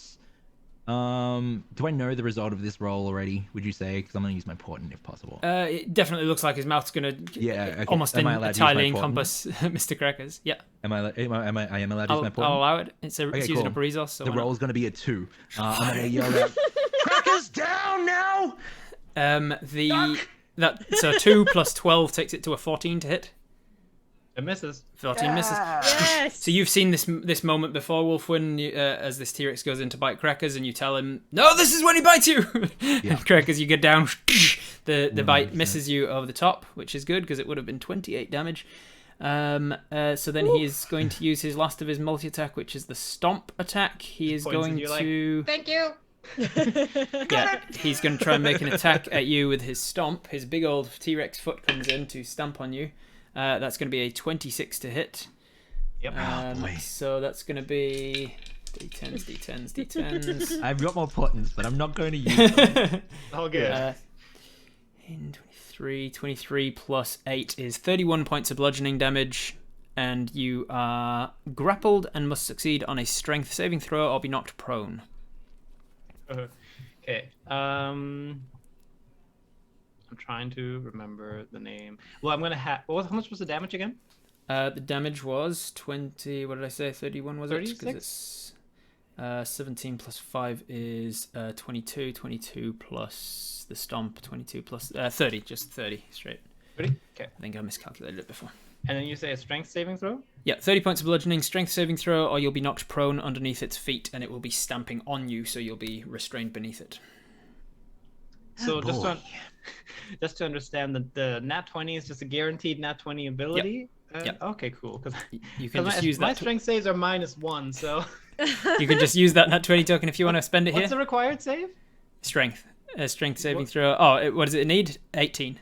Yeah. Now remember, you'd need to have roll a advantage 19 or as 20. well because of I got silvery an 18 barbs. on the die. You got an 18 on the die? Yeah. You have silvery barbs Nice. as well. Oh, sorry, no, I got 18 as a 18 result. total. Sorry, All right, 18 is wait. just what you needed. Did you roll with? Oh, it doesn't matter if you Doesn't matter. got it. All good. Boom! He stamps I'll on you. You take still it. take the damage. It kind of like crumples you over, halved, but like a piece of plastic being bent, and then you boing, spring out of the side of the foot. You're not trampled underneath the foot of this T-Rex, which is, let me tell you, Very good for you. Then the other T-Rexes go. Selak, now that you're unmuted, what were you? All right, so Selak, so this is the T-Rex only. Does it? Yeah, the T-Rex's turn. So I asked you, does Dominant Monster happen on its turn or yours? Okay, so what is the well, we'll just keep it where it is. So what are the raptors doing? Are they coming towards us? They're coming towards the remaining of the lizard folk who are also fighting these T-Rexes and past the T-Rexes towards you. All right, I'm going to basically gesture and have the T-Rex try to like just start carnage through the Utahraptors as they're as it just basically steps forth and does the whole Jurassic Park like roar. It swings its tail, trying to knock as many of these raptors away, and then you hear the it's basically just this big battle with the T-Rex. It and will freaking disintegration. It will bite one and stomp another. I'm just going to use the averages of the damage. It takes it down to 3 hit points, so I'll just hand wave it. It tears one of the Utahraptors and just like throws it. And then the stomp is an average of 25. It's still got 6 hit points left, so that one is... it's probably going to be crushed beneath it, though. Yeah, that was really bad strength save. So another Utahraptor underneath one of them. So I think I said there were 5 Utahraptors, 3 remaining, 2 T-Rexes left. One of which is controlled by you guys. After the T-Rex's turn, it's Dag's go. Then Dottie, you're next. I would like to. So the T-Rex is stomping on things, right? Yep, stomping and biting. Who's in melee with the T-Rex? It's just Mr. Crackers. Mr. Crackers is 10 feet from it. The T-Rex has reach. Cool. I'm gonna ready an action, and what I want to do is I want to I want it to be cool, so I don't want the chat to know, but I'm gonna ready an action. I'm gonna flick it to you because I want it to be cool. You want to reveal it. He's a storyteller. It's gonna happen. All right, you flick me what it's gonna be. I'll move on to Dottie. Okay. I am still. I wouldn't have gotten out of like the mouth of the. I'd just be outside the mouth of the temple. So how far away am I from it? 100-ish feet. Oh, that last T-Rex came stomping in, so about 80 feet from you. Okay, no worries. I think I will just hit it with a chill touch, and then do you need to spend sorcery points after? Can you do you do it after to see what the result depends is? Depends what you're doing with your sorcery points. Yeah. What are you doing with it? I guess I'll do empowered, so depending on what the result is, I'd like to re-roll 2 of the damage dice. Okay. Yeah, I think they can. I think you can do that. I'll allow it. Cool. All right. Well, chill touch is plenty easy for the range, so I'll give that a roll. Oh yeah, does a 26 hit? 26 hits. All right, let's do this damage. What does it look like when your skeletal hand grabs it? Does it just come out of the ground, or does it come from your hand, or? Yeah, I think it comes from her hand, so it's just like this shadow hand, huge shadow, as she just goes like, looks like it's dino nuggets tonight. And just like brings down a fist on top of the dino's That makes me head. so happy. Actually, I don't want to re-roll. That's pretty good damage for. Yeah. So that's 18 damage. I believe it is necrotic. Yes, it is. Yeah, chill touch is not chill damage. Stupidly. Yeah, and the hand clings to the target. Yeah, so and it has disadvantage. you cannot regain hit points. Yeah. Yeah, maybe instead of like, you know when you tell off a dog and you like grab it by the muzzle? Stop that! Massive ass skeletal hand tries to grab this thing by the face as it's tearing apart Utahraptors. And I might spend some sorcery points for my my not hellhound. What's it? Your Hound of Ill Omen. Thank you. Or as we call him, Dexter. Oh my gosh. Dexter. That's right, Dexter. out of the shadows of the jungle, especially with it being like nightfall. Yeah. But it makes it sound like a husky, so Huge. it does not sound cool at all. It's like Huge. Yeah. As Dexter comes bounding out, is he going for the wounded T-Rex, the unwounded T-Rex, or one of the Utahraptors? I think it's gonna go. He's bound to like one target. You say that's your target, and he Yes. goes for that target no matter what. I think it's gonna go for the. Well, the wounded one is the one not controlled by. No, the wounded one is the controlled one. Oh, okay. Then it's gonna go for the unwounded. Unwounded T-Rex. one. Yeah. He goes out from behind, like where the Utahraptors came from the forest, and grabs onto or goes for the T-Rex's tail and stuff. Can you roll the attacks for me and things? We'll sort of simultaneously. AJ, you're up. All right. Let me find a direwolf. The T-Rexes have like moved further towards me. haven't Yeah, they? both of them have kind of charged further into Yeah. the streets now. Not a problem. So I'm going to I'm going to run up the back of the non-injured one that's hopefully soon to be injured. You rush around the back. You are definitely still hidden Yeah, from I'm it. gonna like run up its tail. As you are running towards its tail, you are neck and neck with. You're sort of both coming into the tail of this T-Rex alongside a gigantic shadow-based direwolf that you've seen only moments ago in another plane of existence. And as the T-Rex, as the direwolf goes, Dottie, what was the roll? Have you rolled an attack? No, sorry. Let me roll something for you. That's good. That's 14 plus stuff. That'll hit. So the direwolf reaches out, grabs the tip of the T-Rex tail, and yanks it down, which stabilizes it for you to run up it, Mary May. Perfect. 2d6 plus 3. I run up, and for flavor, I'm gonna do like a round off backflip to get to its head. I'd like to put the 2 daggers into its brain. All right. See if you can hit it. Roll that attack. I'm gonna use one of my nat 20s. Yeah, boy. Into the brain it goes then. For one of the daggers. Roll that damage. How does your damage work? Is it the same? Same thing. Max out the dice that you could have 58. possibly rolled.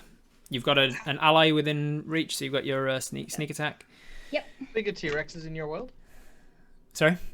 Like I'm just wondering How big are they? Yeah. Regular T-Rex size of real life T-Rex. I'd like to I order believe- an You extra smashed it in large from both T-Rex. sides. Like daggers can be. I was asking because like arm length, like trying to stick it into its ears. No, you can get T-Rex skull that size, I imagine. That's the skull. So, Yeah, and should go inside of the there's skull. more to it. Like, Yeah, but not a lot more. It's just skin and It's like sinew. skin and It's not like you've got a foot of muscle on either side of the skull. Tell that to the hippopotamus. How Dex about does 7 fucking damage. shut up? We're in the middle of a very long 12-hour marathon, and I'm not going to worry about the extra. She's sticking. She just run up the back of a fucking T-Rex, and she's going to stab knives into its brain. All right, I'm letting it happen because it's fucking good. It's fun. Shut up. You got a negative nat 20 token now. Actually, Rob, don't you have those curse tokens? Yeah, I do. don't- Yeah. Don't forget in chat, people, if you want to give the I love it. DM some love it. tokens. She stabs it in the head on both sides. So I think Dottie's wolf Dexter caused 7 damage. Was that right? Is that right? 7 damage? Yes, 7 damage. Sorry. Yeah. Alright. And then one of my daggers does 98 damage Holy shit! in total. Okay. So 58 plus 40, and then I'm going to hit again. 98 damage. Yep. Jesus, assassins. And I rolled a 30 on the other dagger. 30 on the other to attack. Yeah, definitely hits. And that is. Did that roll the damage? No. We're big rollers around here. If you're wondering why we're critting so much, it's because we love to see those big So numbers. that's an extra 7. Does that one have sneak attack too? It doesn't. It's just the first one. No, isn't you it? can only apply sneak attack once per Yeah. turn. Thought so. So that's an extra 7. Another So- 7. I love that about rogues. Like they do like 762 points and then another 4. The second attack of a rogue is always like, and then a little bit. A little Yeah, bit. just a little bit. Little bits. All right, so in my games, I have a rule called massive damage. If ever a target takes more than half its hit point maximum in a single attack, like from your dagger just now, It has to make a Constitution saving throw, or potentially go into shock, or like some other thing happens. Hell yeah. And that definitely did it. I failed the con save as well, so now I need to roll a d10 to see what else happens to it. I got a 7, so for the next, he cannot take reactions or attack, and he has disadvantage on all ability checks until the end of his next turn. Let's this go. T-Rex is pretty much out of the fight for a bit. You say that dino is sore.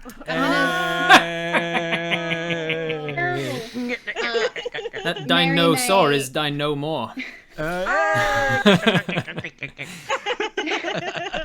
Mary May is gonna stay using the daggers as steering like handles. wheels. Oh, I love it. And just stay like crouched on the back. He dino what hit him. Nice. Yeah, I just saw that in chat and I was very impressed. Nice. All right. I mean, this fight's pretty much over because one of them's dominated and one of them can't take attacks on the next round. much, So, for the sake of brevity, Dread, Felix, Dag, how are you gonna finish this all off? I mean, I walk over to Selek and I go, "It's all yours. I'm so sorry. I didn't mean to." One of them has the dominated. The dominated one ask. has 70 hit points left, and the undominated one has about 50. So you can finish them off easily enough before either of them can attack again, because that's 2 rounds before either of them can attack.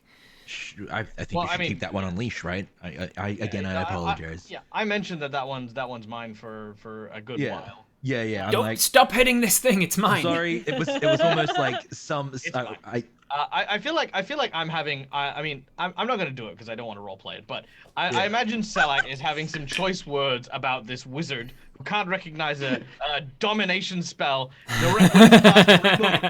All I can say is that I didn't choose the target entirely. I didn't choose the target entirely. You have to forgive me now. Yeah. You have to forgive me now. And then the blue thing goes over his head. In the rule book, you have to forgive me.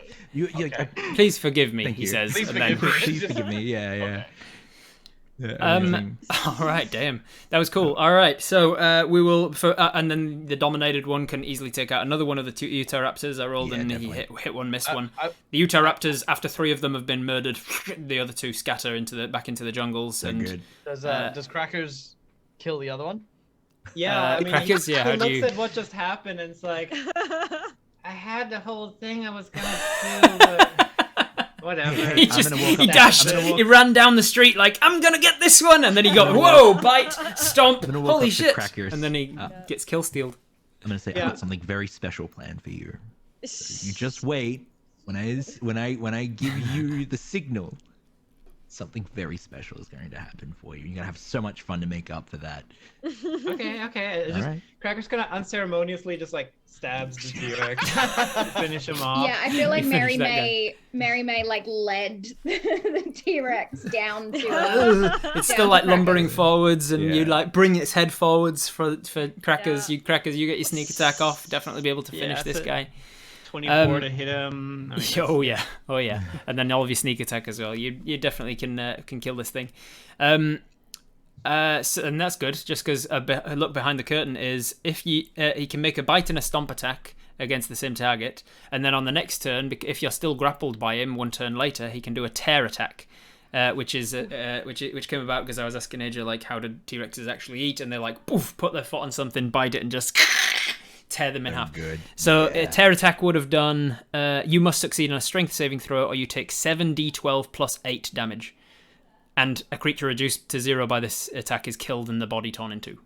so it's a good thing that didn't happen. That didn't happen. I had my ready to action still. Oh yeah, you were going to do something cool. Yeah, what are you gonna do? I'll let it know because it didn't happen. But if it was to attack you, I was gonna use stone shape to actually make these like spears come out like they're kind of like gravestones. Oh, cool. Like nice. the sharp pointed ends just all around it, so it looked like Crackers was in a graveyard. And then as it bit down, just go right through it.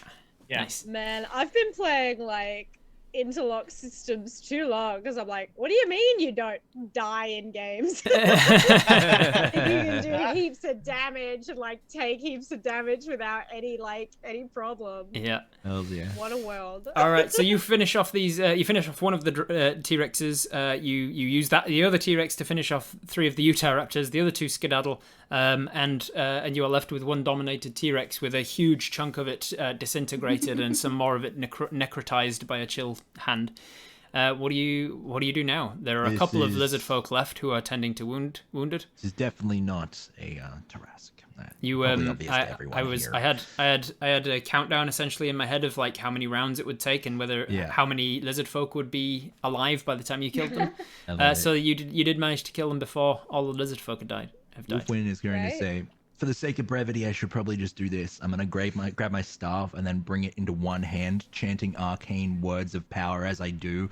As my hand meets the grip of the other one, I twist it and my eyes begin to glow green. There are these dials that seem to sort of like move and shift around, and almost like this binocular sort of like pattern starts to bloom out from those. And I'm going to cast Locate Creature. Ooh, nice. This in hopes of tracking down the creature that we're looking for, with all the information that we have. I need to look something up real quick. Yeah. Because I think that Mary works May within. is gonna remove the daggers and slide down the back of the spine as the creature's dying. Yeah. By the time she gets back down to the floor, however, the daggers aren't seen. They're like already cleaned and away. Oh, hells yeah. I love that. Dang. Love that. That also activates my ability where I get back spell slots whenever I cast a divination spell. Yeah. Awesome. All right. A creature that is familiar to you. What do you describe or name? I described Senso and Tarrasque, trying to research the annals of the many sort of like things that may have happened throughout time and space, timey-wimey, wibbly-wobbly. I hopefully have a few case files that I'm currently thinking of events that may have happened in previous worlds and stuff like that. So, Senso, Tarrasque. You sense the direction to the creature's location as long as the creature is within 1,000 feet of you. You do not get any ping from this creature. All right. It's not close. It is not close. It's not within 1,000 feet. I can maintain concentration on this spell, and hopefully if we do move into range, I'll be able to see where it is, but for now, it is hidden to us. Do we have any idea which direction we should be heading? You hear one of the lizard folk calling across to you. He's sort of kneeling beside another fallen one. Any of you speak Draconic? Oh, I do. I do. Oh, great. Presuming it's the same as Draconic in my world. I mean, there is a dialogue difference, a dialect it's a difference. dialect. Sorry, Yeah. dialect difference, but you can understand it if you speak any it's a Draconic Boston from any accent. world. It's a Boston. Hey, he says Boston. Walking here. He parked the car. Put a quarter. Put a quarter in the meter. that was wicked nice of you to. That's wicked. He says, hey, who the hell are you guys? Where'd you come from? You part of that monster problem? I mean, that's no way to speak to someone who's just saved your life. Well, who are you? What are you doing here? We're looking for a looking for some creature that Tarrasque. recently arrived. You come with it? You hunting it? You let it loose? Is it from you? Hunting What? it. We're here to kill it. Now, this is all in Draconic, correct? Yeah. Or is it just being Yes. translated? Draconic. Okay, cool. Draconic. So if you do not speak Draconic, it's still. I'll let. You know, if one of you say, "I wish I knew what they were saying." Uh, Hey, Selak, can you tell us what they're saying? I love how to miss the crackers. I'm like, do you understand what they're saying? Yeah. It's a weird accent they got going on, but yeah, I get it. All right. And then I look over to Dottie. What about you? Do you understand what they're saying? No. I go over and stand with Dottie. I'm like, we'll let them handle this. It's fine. My green eyes are just like beaming light onto them. They're still like searching the horizon. Yeah, I mean, I guess I'll get Selak to translate, but I don't think I'll weigh in. yeah. I'll So basically, the book will just have like kind of almost like a teleprompter, like just Transcript? Yeah. Transcript. because I actually have like a magic quill that can write on any surface. Oh, that's right. Yeah. I'm gonna write on Oh, the air. actually, yeah. And you're writing in common, yeah? Yeah. Yes, sick, awesome. Nice. Yeah. Otherwise, you it's going to seen it? translate again. Yeah, seen it arrive? it's translating it into abyssal. It's no use to Yeah. anyone. Yeah, it came in just suddenly. It came from nowhere. There was, the gods were angry at us. They sent an earthquake, and then it came out. And we don't know what we did to anger the gods, but it's coming to pay retribution to us. I can promise you right now, it's not the gods. What? What is it? Just a being trying to mess around with this world. It went that way. And just points to the other end of the Yeah. town. Thank you. My vision whips off in that direction. Be careful. It was like one of these, but bigger, and it had horns, and it was all. I think you can tell from what just happened here that we're very much capable of taking care of it. But I don't know. There was acid from the sky was burning, and there was. It's Well, dangerous, you real know, dangerous. We couldn't yeah, fight it. We couldn't even definitely, get but- close. We're Please. kind of like experts at this. So if you, but the thing is, this might have a bit to do with the gods, and what you can do to help with that is for a humble donation of a little bit of gold, our luck will be increased in this battle. Oh, I love So how much you got? I turned to think we Mr. have gold. Crackers. I turned to Mr. Crackers immediately, like my voice changes very suddenly, and I just look at Mr. Crackers. Yeah. You may be made out of bone, but I can turn you into a souffle using nothing but a butter knife. Cut it out. Wolfman's gonna say, I mean, he's not wrong. And back in the way when gold used to give you experience. So I mean, Can we not work. choose to manipulate these people and get on with what we're here for? It's fair enough. It's fair enough. Yeah, no, that's totally fair. You're much scarier than them. Yeah. saying that interchange happened not in Draconic. The last this guy heard was "give us some gold and we'll help," and he has started rifling through the pockets of this one that has fallen in front of him, and he comes up with a small golden chain.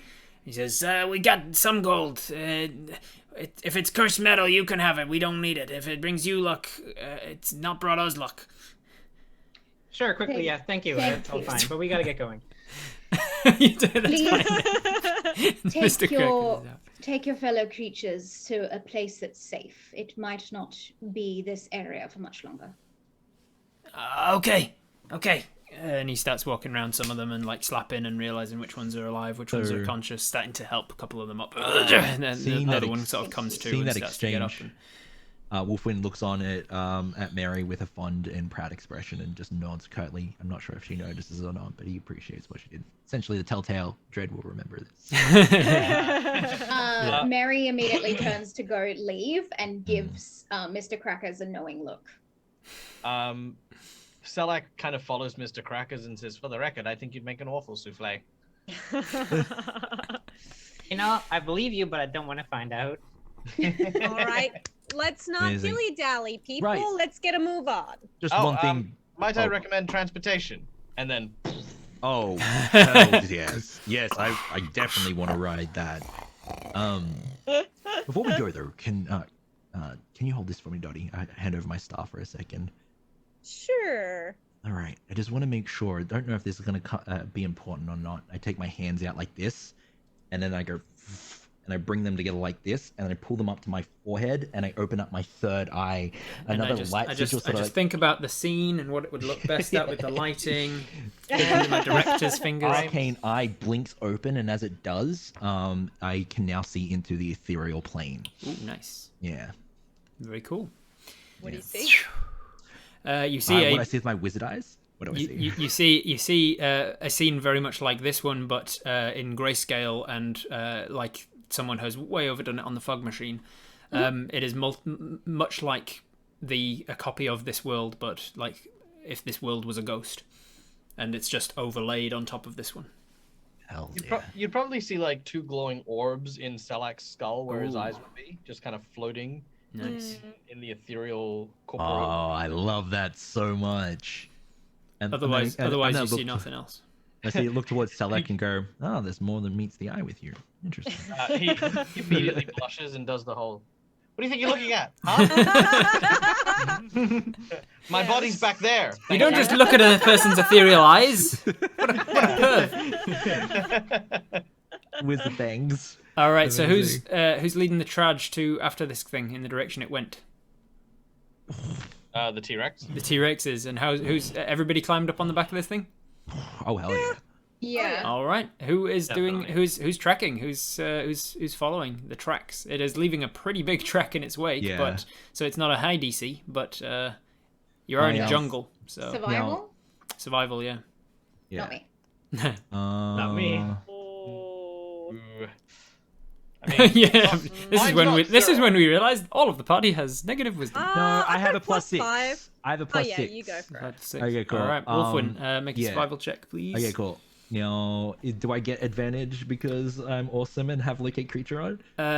Oh, you do have locate creature on. That's not helping because it's not within 1,000 feet. I was Or going to give you could- disadvantage because you're on the back of a T-Rex, so you're pretty Okay, high that's up off fair. of the ground of things. Yeah, But or I'm glad I it's asked. also I'm glad I it's asked. also a relatively low DC anyway. So That's fine. That's fine. Disadvantage it is. Okay. That's going to be a 15. yeah, you're with fine. Disadvantage. Okay, You're cool. fine. It was basically to see if it was like anything sub 5 on your dice. You probably would have failed it.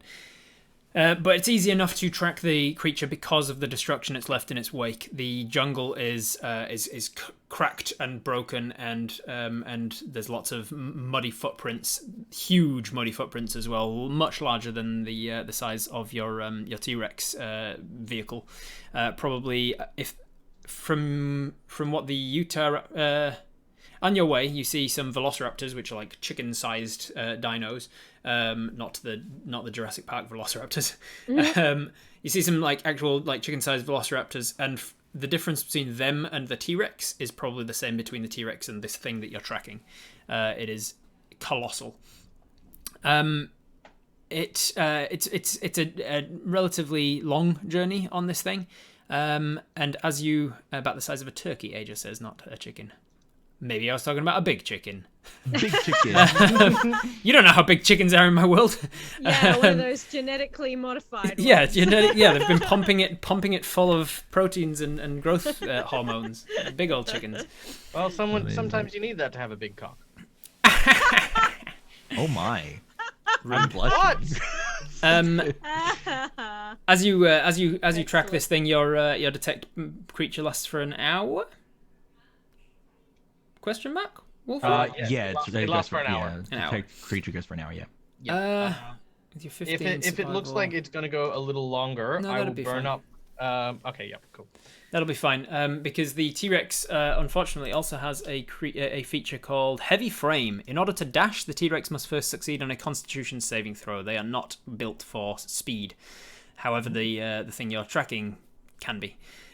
So the T-Rex is like lumbering along at 35 feet around without the dash. And so this thing is gaining the distance from you because it's moving much faster than that. However, within the hour, you actually you finally get a ping at your head at around the 50-minute mark or so, and you get a ping that in the direction that you're traveling at about 1,000 feet away is this creature. And because you're only about 1,000 feet away, you can hear screams and destruction and the cracking of stonework and a very great deal of other things. And that's where we're going to take our mid-break. We're going to just be 5 minutes or so just for bio breaks and stretching legs and things, get refreshing drinks, and we'll be right back, everybody. Don't go anywhere. Let's go. Thank you. See you soon. All right. Thank you very much for rejoining us, everybody.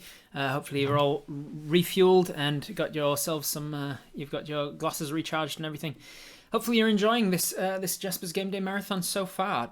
Don't forget that if you are enjoying the story, please do give generously. All donations today are going towards our donation you can see in the top corner above Dag there. We have currently raised $1,160.85 towards our $3,000 goal for this Jasper's Game Day Marathon. I think we can do it. I think we can get more than that. We can. At the very least, we need more in my stream than we got on Dread stream, right? Yeah, but you know what we need to That's all I care tell about. them? We need to give them the incentives. What What's the are we going to incentives? do if we hit the 3,000 Oh yeah, true. mark, We haven't talked Rob? about that. If we do get to Yeah. $3,000 goal, we are going to be playing video games with friends. Our D&D content creator streamer friends will be approached by the three of us, and we'll be like, "Do you want to play Hey, video games with us?" And depending on what those people want to play, maybe we'll play some Among Us. If you want to see me and all of my D&D content creator friends playing Among Us or something, that'd be fun. Got to get us to that $3,000 goal. Anything else? Oh, there's also giveaways. If for anybody who's giving $10 or more today, you are entered into a draw that will be drawn at the end of this 12-hour stream. Not 24. I'm not committing us both to another. Just suddenly slip of the tongue, and too late. I said it. We've got another 12 hours.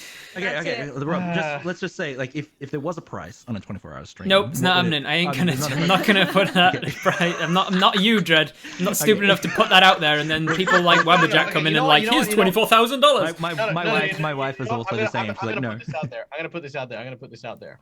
Right, because this is one of the big points of contention with the marathon streams. I will tell you guys that if we crack 50K, We've been going half the time now, and we've got 1,000. Just wait.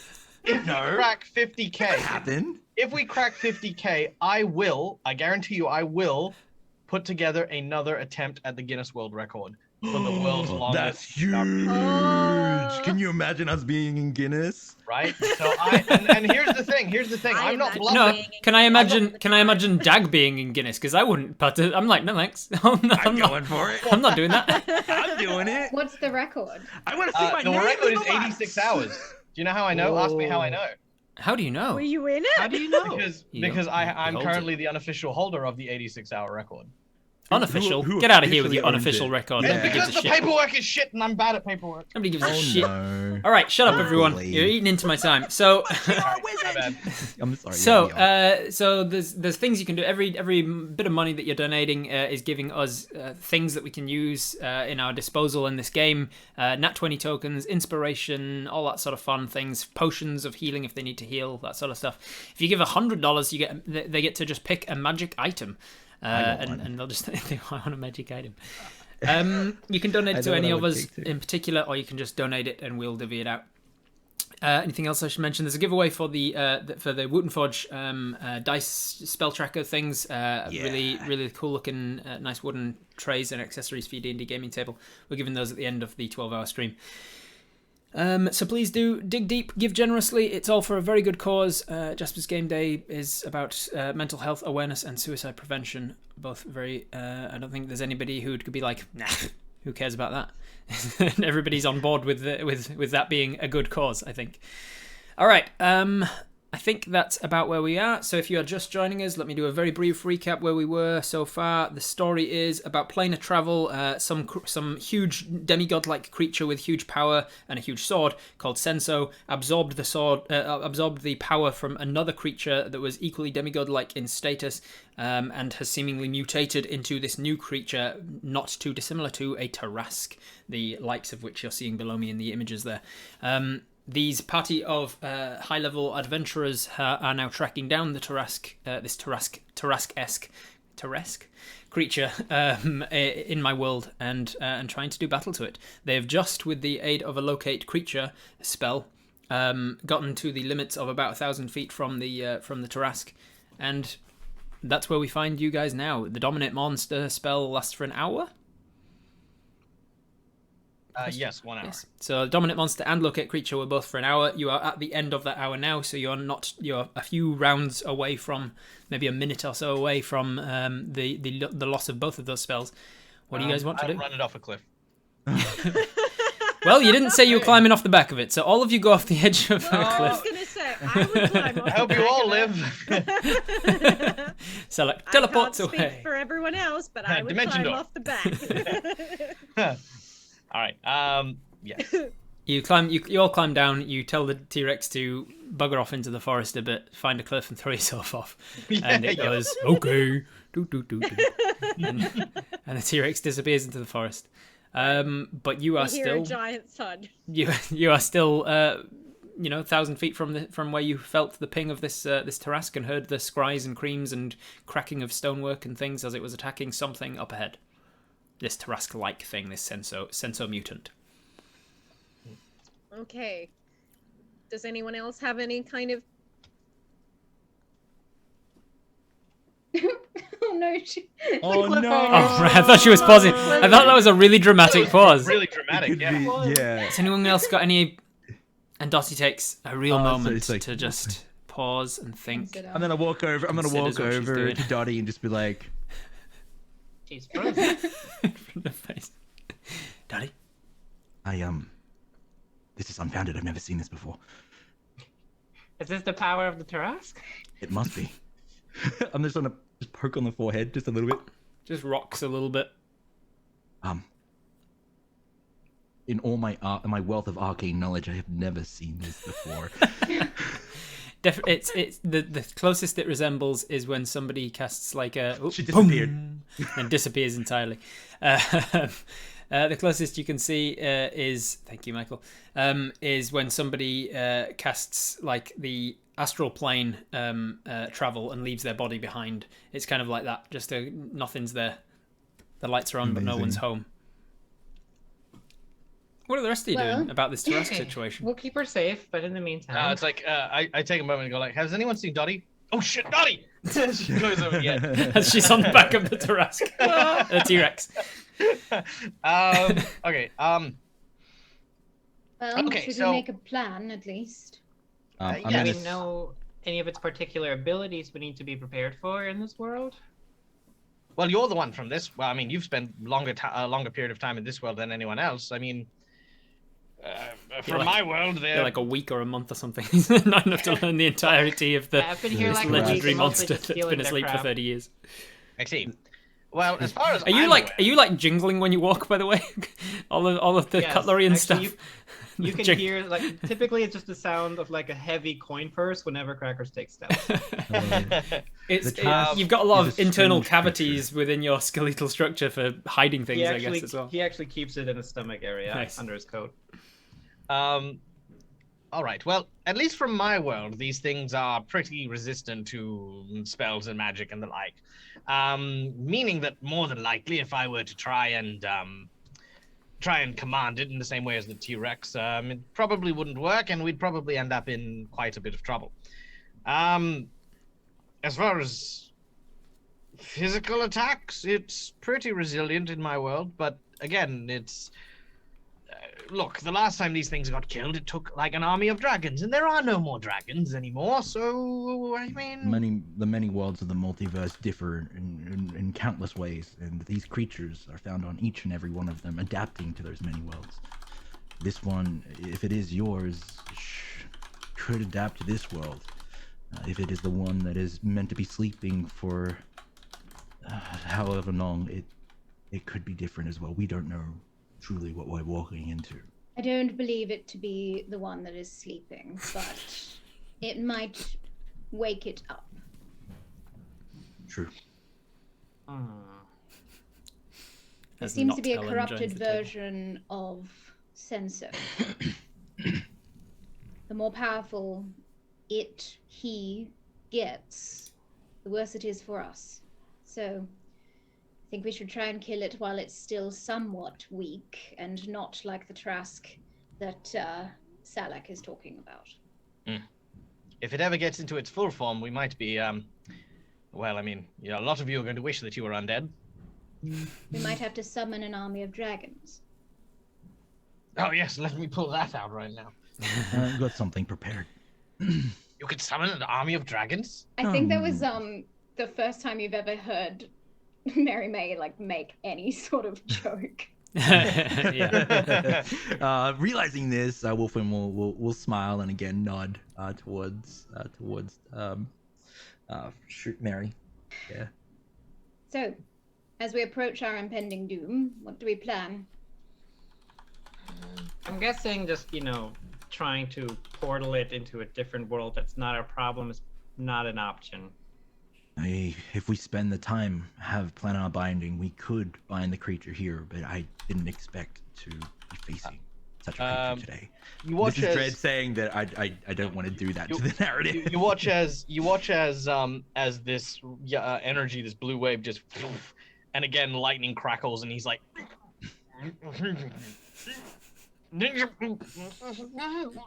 Are you having cramps? Speak. as lightning just sort of cracks through his head, he's just like, Whoa. okay, so I have this, as he reaches into his pouch and pulls out what looks to be a cube. In this cube is a surface that kind of looks like interlocking very, very tiny, almost like circuits, but they're more just grooves carved into this otherwise perfect iron cube. Salak says, but you can't use it. It's mine. Give it to me.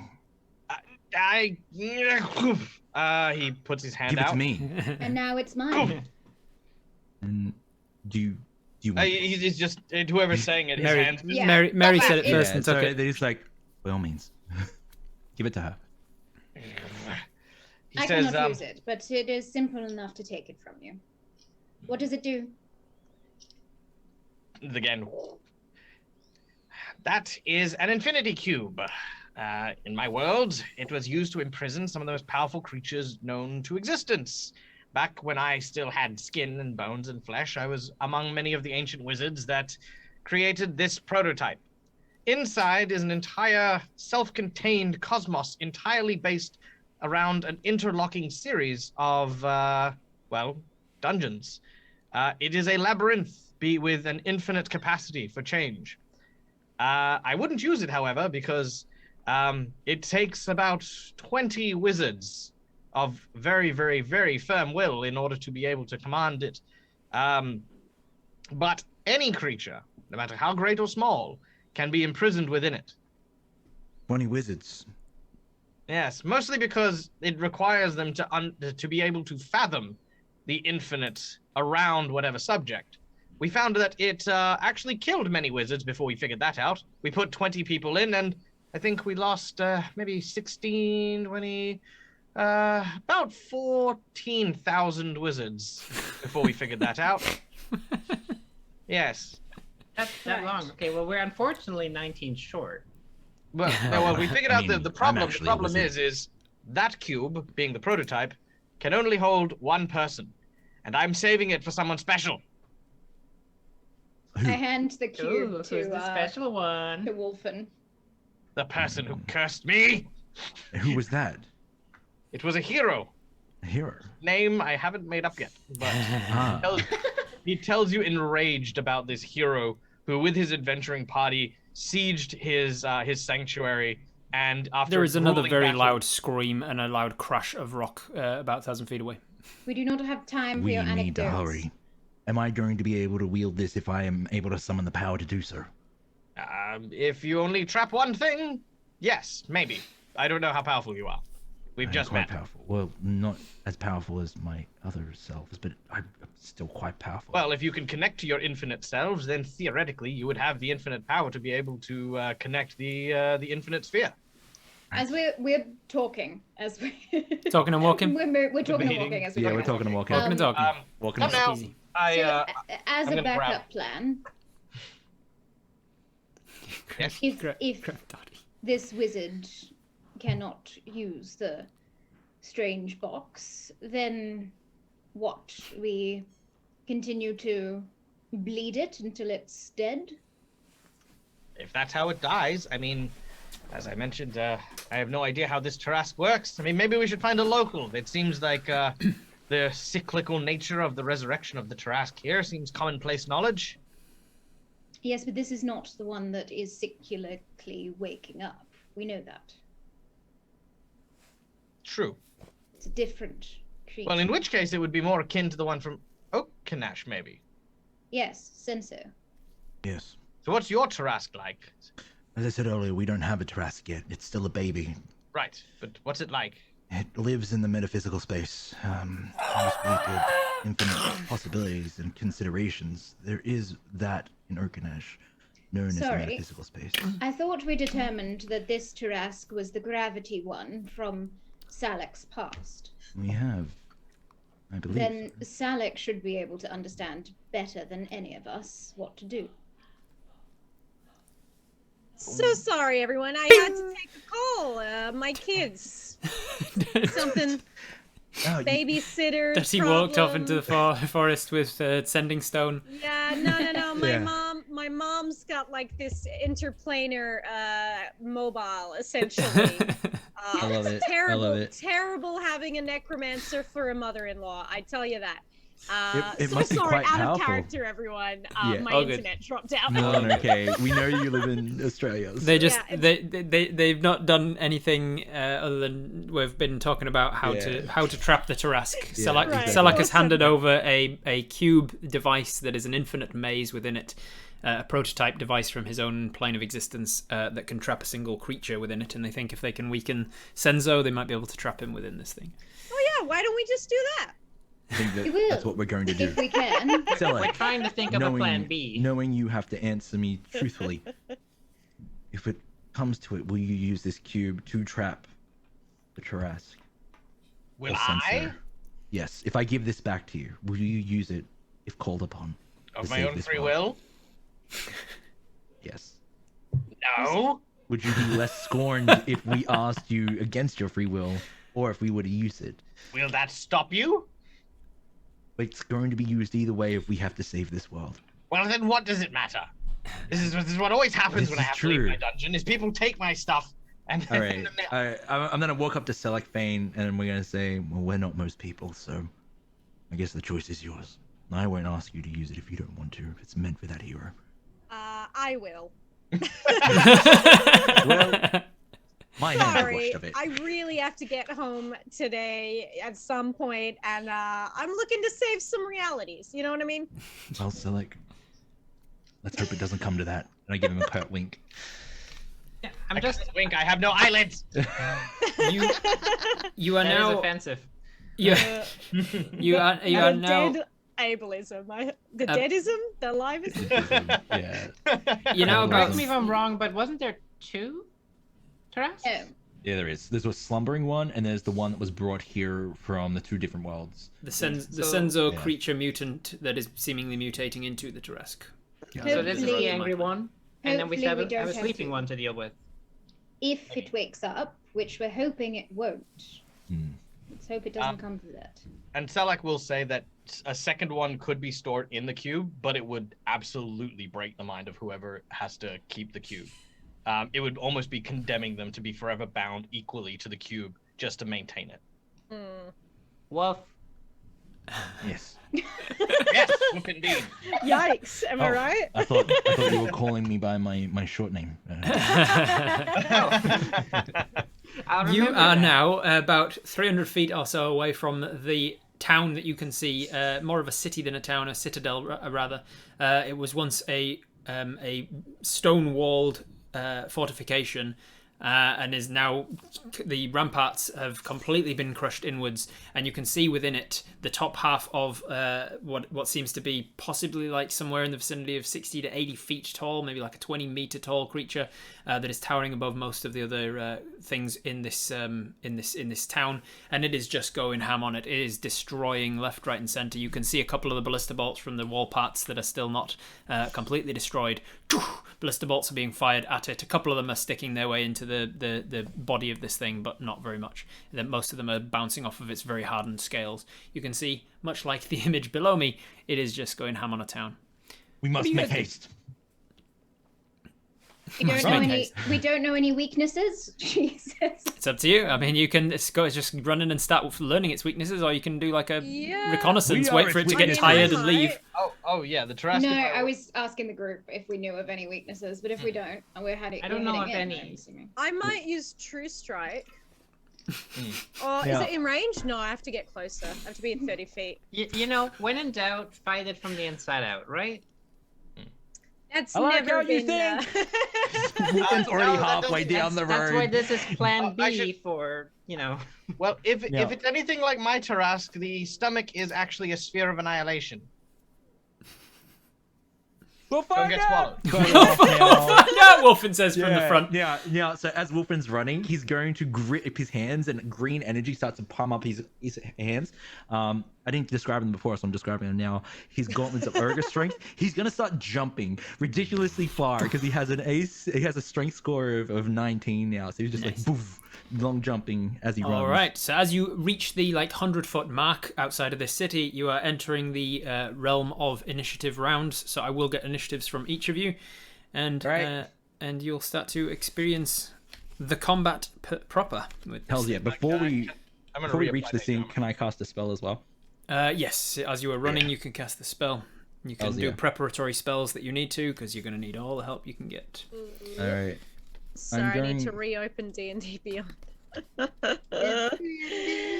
Oh gosh, internet, what's it like?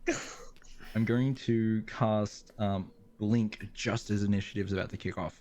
You know what? I'm gonna burn one of my inspiration tokens, and I'm gonna reroll my initiative because I don't want to go at a 3. Yeah, don't forget all of your massive amounts of 20s and tokens and healing potions and all that. Yeah. All right. Going I ham. rolled a 20. 20 total. Come on, internet. AJ. 14 for me. 14, you say, Felix? Yep. 14 for Felix. 21 for Wolfwin. 11 for Dottie. 11 for Dottie. Dottie. Whew. 21 for Wolf. And what was yours, Selak, sorry? Mine was 19. 19, perfect. All right. So, Wolf, Mary May is keeping up with you Hells yeah, let's go. with the ring of jumping and also her strength. Yeah, let's go. all right. Going to So, style points, Cracker's just gonna fly. It's not a race. starting with It is now. starting with as you're all rushing in, Wolfwin was sort of definitely leading the charge because he was the first to be like, "Let's not waste haste." After you've just spent 10 minutes just talking about this cube, and then once you can see it, let's not make haste. So you started running, jumping your way over there. Just as you're getting to about 100 feet from it, you decide now's close enough. You cast blink on yourself. Hells yeah. Everybody else, what's the battle order of whereabouts you were from this thing? Oh, from the edge of the town, which is about 100 feet.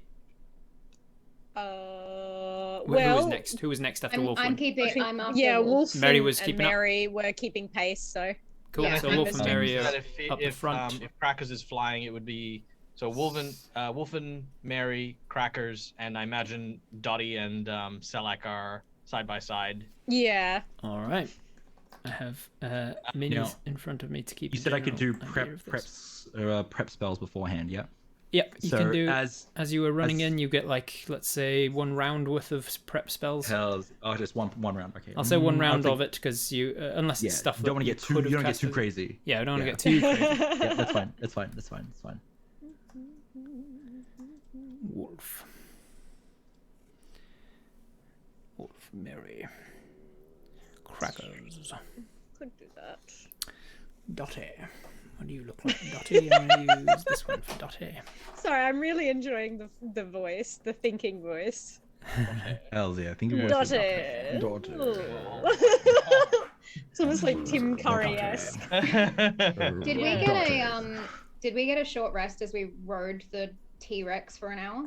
Did you get a tea? Yeah, you know what? Sure.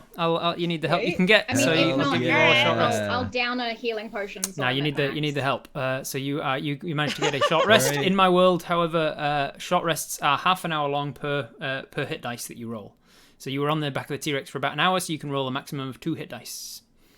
Nice. Thank you. I'm definitely using my arcane recovery then.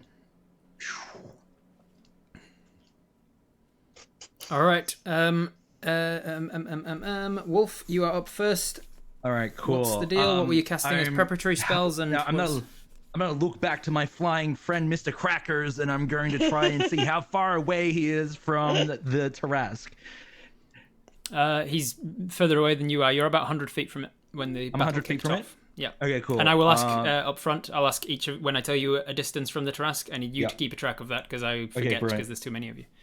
Okay, cool. Knowing that the time is not right, Wolfwin is going to take his staff, and it starts to crackle with astral-colored energy. He goes boom, boom, boom, boom, and suddenly these stars appear above his head. Ooh, nice. He casts Crown of Stars. Yeah.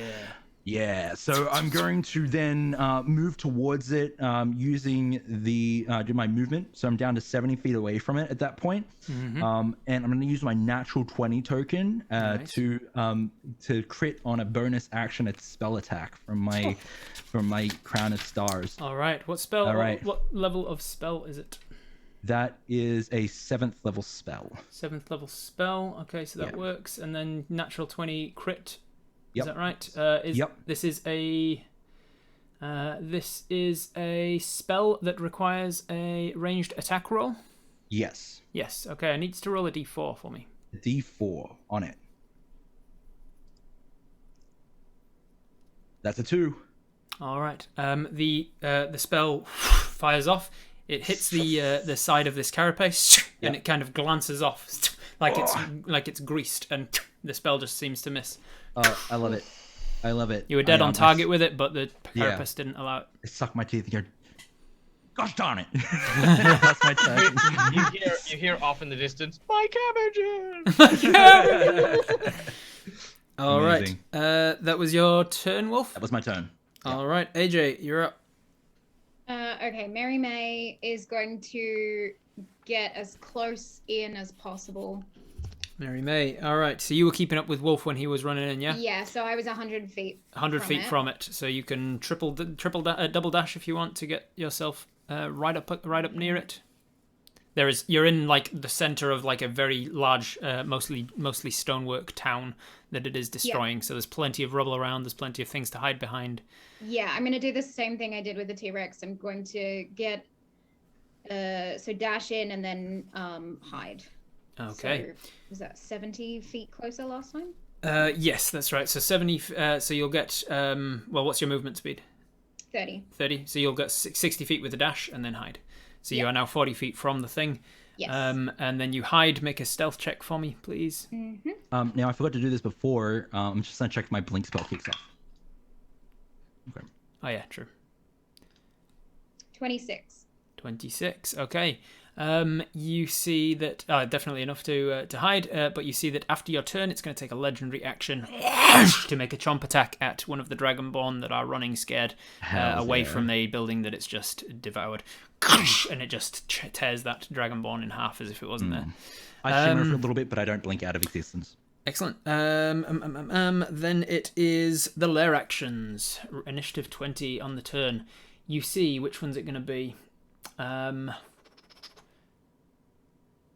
You'll see it's focused on destroying things at the moment. So around, I'm gonna roll to see if it targets a spot that you just ran to, Mary, before you hid.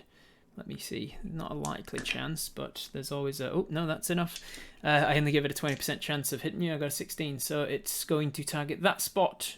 And it doesn't seem like it's targeting you. It's just targeting the spot that you're in. It's targeting two other spaces of like Dragonborn and another building nearby. You see that parts of the ground erupt into 3 large pillars of non-magical rock. Creatures in the spaces must make a dexterity saving throw, please. You should be okay, I think. Am I in the space?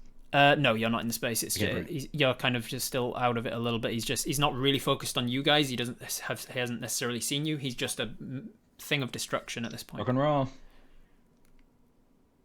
Dex save, Mary. I'm going to use evasion as well, so if I succeed, I get no damage. Dex save. Good luck. Thank you. 25.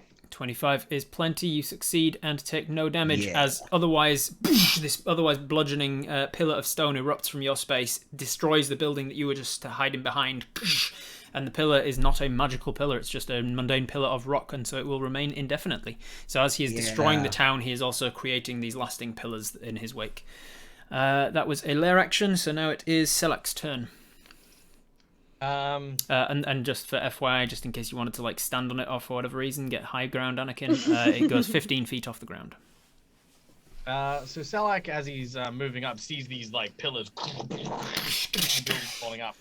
He's like, "Now I've been smashed apart by boulders once today." Dottie. Yeah. Care for a lift? As in me lift you or you lift me? You watch as Selak like again opens up the page and like sort of rips up what looks to be a suit of basically like it is death armor. You can see that there's this metal faceplate that looks like a skull, these huge heavy robes that sit over these spiked shoulders, a crown of steel that just hangs off the head of this image in front of him. And as he takes that image, he places it onto his person. And I'm going to use Tenzer's transformation. Ooh, nice. And you watch as Selak's body starts to magnetize these like huge gauntlets, massive plate mail, big burly shoulders. His head stays the same size. He's like a Goomba from the Mario movie. yeah, basically. And then as he sort of steps forward, you can hear from within like this echoey chamber. Quickly, ride me! As his voice doesn't change, it's still like this squeaky. Well, I haven't been asked to do that since I was 23, so. And I'll basically so I get 50 temporary hit points. Advantage on all attack rolls. I do force damage, proficiency, blah blah blah blah blah. I don't think I physically get bigger, but just like kind of in person. Yeah, But my idea is that as we go through like the boulders and stuff like that, I get advantage on my attacks and strength stuff. So I'm gonna use that opportunity to just like shove things around. Now, yeah, I'm basically just charging that one up. What is drinking a potion in your world? Like a healing potion, or some of the kind Potion of Hill Giant Strength. this would be a full action. Okay, cool. For healing potions, you can drink them as a bonus action, but you roll for it. If you use your full action, it just maxes out the healing that it can do.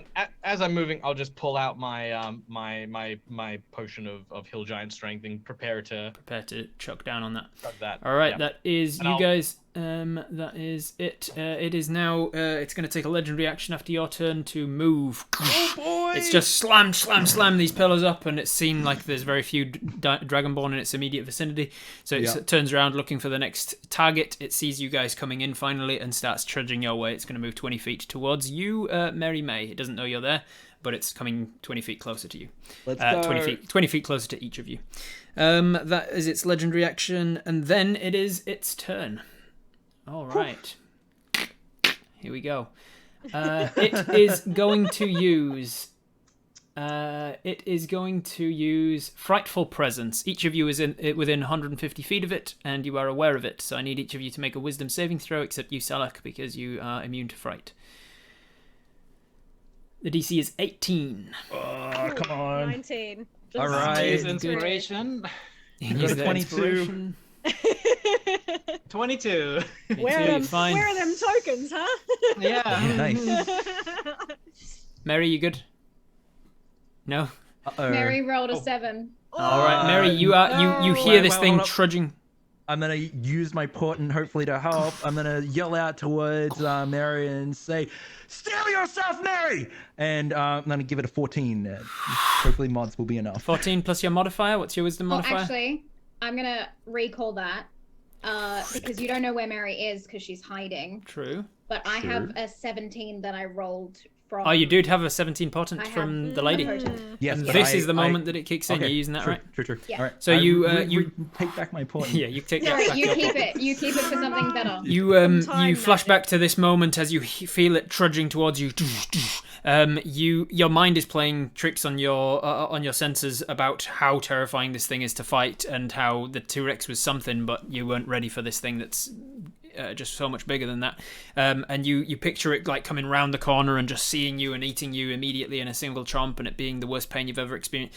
And then you get this vision of it's not that, it's going to be it's big, but it's not coming for you. And you remember that was the vision that was given to you in that moment back with Trellis. She gave you a vision of this exact moment when the thing simply trudges past you, and you realize it helps you to calm yourself. And so you got your 17 portent plus wisdom modifier, presumably. I don't remember whether it had plus wisdom, but I can add +1. You got a +1 wisdom. Yeah. Yeah, all right. So it is an 18, which is exactly what you needed. Perfect. So none of you are considered frightened of this thing. Yada, yada, yada. So multi-attack, it continues on with its 5 attacks. It is going to, let's see who it can go for. It definitely doesn't see Mary May. So it is going to close the distance with its movement of 45. Who was closest to it? Wolfen, you were pretty close. Pretty close, yeah. Yeah. I think you'll probably be within range, so All it comes over towards you. It's got a huge Showtime. reach. It's got a huge reach, so it doesn't need to get that close anyway. It is going to make, firstly, it's going to make a huge claw attack at you. Let's go. Now, can I... so let's see what happens. Oh, boy. All right. Oh, boy. That's a 30-something to hit. All right. That's gonna Oh. be. Oh man, I'm gonna need more dice out. I just didn't think of this. I'm just gonna use my potent here. I think. No, it's fine. They can take a little bit of damage. Let's see what happens. he's hopping. Look, he's hopping on one foot. What do I do? Looks, he's Do I like- take it? This is probably gonna hurt. He's like, he's testing the waters. Like, how dangerous is this guy? Rob, See. does the creature pass by my range? It As doesn't go. It opposed- doesn't like pass within 5 feet of you. okay. worries. It's like I imagined you went down like a little bit of an alleyway. Then the thing came up, destroyed the thing you were hiding behind, and now you're behind a pillar instead. And then it's passed on the other side of that pillar, so maybe like Easy. 20 feet from you or so. Just wanted to check. It's on like what would have been the main thoroughfare of this this city originally. So that's gonna. I'll just take the averages to save time. That's gonna be 28 points of slashing and bludgeoning damage combined, because this Alright. creature has a thing that says magic weapons have dual damage types for the purposes of calculating resistance, immunity, and vulnerability, and any Hell's contradiction is settled in favor of the Tarask. So that was 28, was it? 28 points of damage from the claw. Alright, cool. That was one of its 5 attacks. It is going to use. It's going to use another claw from the other hand to do the same again. Let's see if it Rob. hits you. I'm pretty Yes. sure you have natural 20 tokens, so if Yeah. you want to hurt me, you I can know, hurt bruh. me good. I know, bruh. I'm gonna use them. I'm gonna use them. Don't worry. I'm ready. Hey, Dread. Dread, Yeah. it's just a bit desperate when you ask for it, alright? Well, I'm just being a wanna good hurt me? GM. I You had wanna to be hurt me, you can reminded. pull my I had to hair. be reminded about it as well. Spit in my So mouth. I forgot about it too. No one likes a teacher's pet. All right. That is a 22 to hit. Boy, yeah, that's gonna hit my 11 AC, Rob. Oh, 11 AC. Okay, so he can't miss Yeah. you, except with the natural one. Yeah. So that is 28 points of damage again. All right, I get pelted with more rocks as I still hold my ground. You can see blood is dripping from my eyebrow and my mouth at this point as well. I've definitely got a few broken Who else ribs. was close by? Let's see. Salak was big boy off in the corner there. He can see you. He can't see Mary. Dottie, whereabouts were you? You were nearby Salak, Well, weren't I'm you? on Salak. Yeah, on Salak. My back, basically. All I right. kinda And grabbed Mr. onto Crackers, my- whereabouts were you? Like- What were you doing for Yeah. as you were running in? What was your prep? How close were you? As close as you can get. Close as you can get. So you were like keeping up with Wolfwin and Mary. Yeah. So you're pretty close by as well then. So he is going to claw. He's going to bring a tail. His spiky tail comes up over the top, and like a manticore, he fires a humongous, thick, like a rail spike at Selak Frayne. Selak, he's going to do a tail spike. That's going to be a 19 to hit. That will hit. That will Okay. hit. Yeah, go on, Dread. Okay, are you sure? You have something in response? Look, if I don't do this, you're literally gonna vibrate out of your chair. Okay, that's fine. All right. Okay, as that projectile is flying towards Selak Fane, I'm gonna hold my hat and then look up, and the blood's pouring from my eye down my cheek, and I'm like, your target's me. And I'm going to cast Silvery Barbs on the creature and see if that has any effect. Okay, so he's gonna roll twice, take the lower of the two numbers. Yeah. And it was the same number. So you get to use your advantage on somebody else, but it's still gonna hit. All right, cool. I'm going to flick that Silvery Barbs over towards Selak Frayne, and I'm going to say, you got this, kill it! 18 points of piercing / bludgeoning damage from the tail, striking at you in your shoulder. As this happens, the tail spike runs straight through Salak and goes through Salak and into Dottie Ow! and out the back.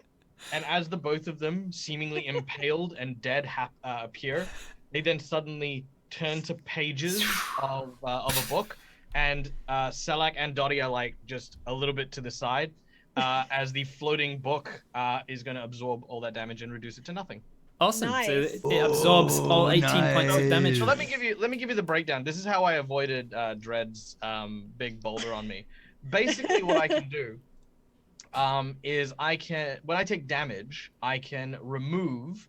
Well, I basically roll 3d6 and move up to that many levels worth of spells permanently from my book until I take long rests. Damn. So basically, that's what I'm doing. I'm sacrificing literally spells out of my spell book to I love Right. that. and it That's so removes good. all the damage. You All the take. damage. Yeah, Cool. let's go. I mean, I don't like that you killed me in that encounter, but hey. Just an illusion of you. It's just Everyone- an illusion. Don't worry. Yeah. Everyone dies at least once, right? that Then was it is going to take. So that's two claws, a tail spike. It's going to do a bite attack against Mr. Crackers. What am I gonna lose? Mr. Crackers, this is going to be a 27 to hit. That's it. And it's going to be 32 points of piercing/bludgeoning damage. And you are grappled in its mouth. You are restrained while this grapple is active. It bites down on you. It crushes into bones. Some of those bones get stuck between teeth in its mouth. Being a good cheat. I guess that plan B, fight from the inside, right?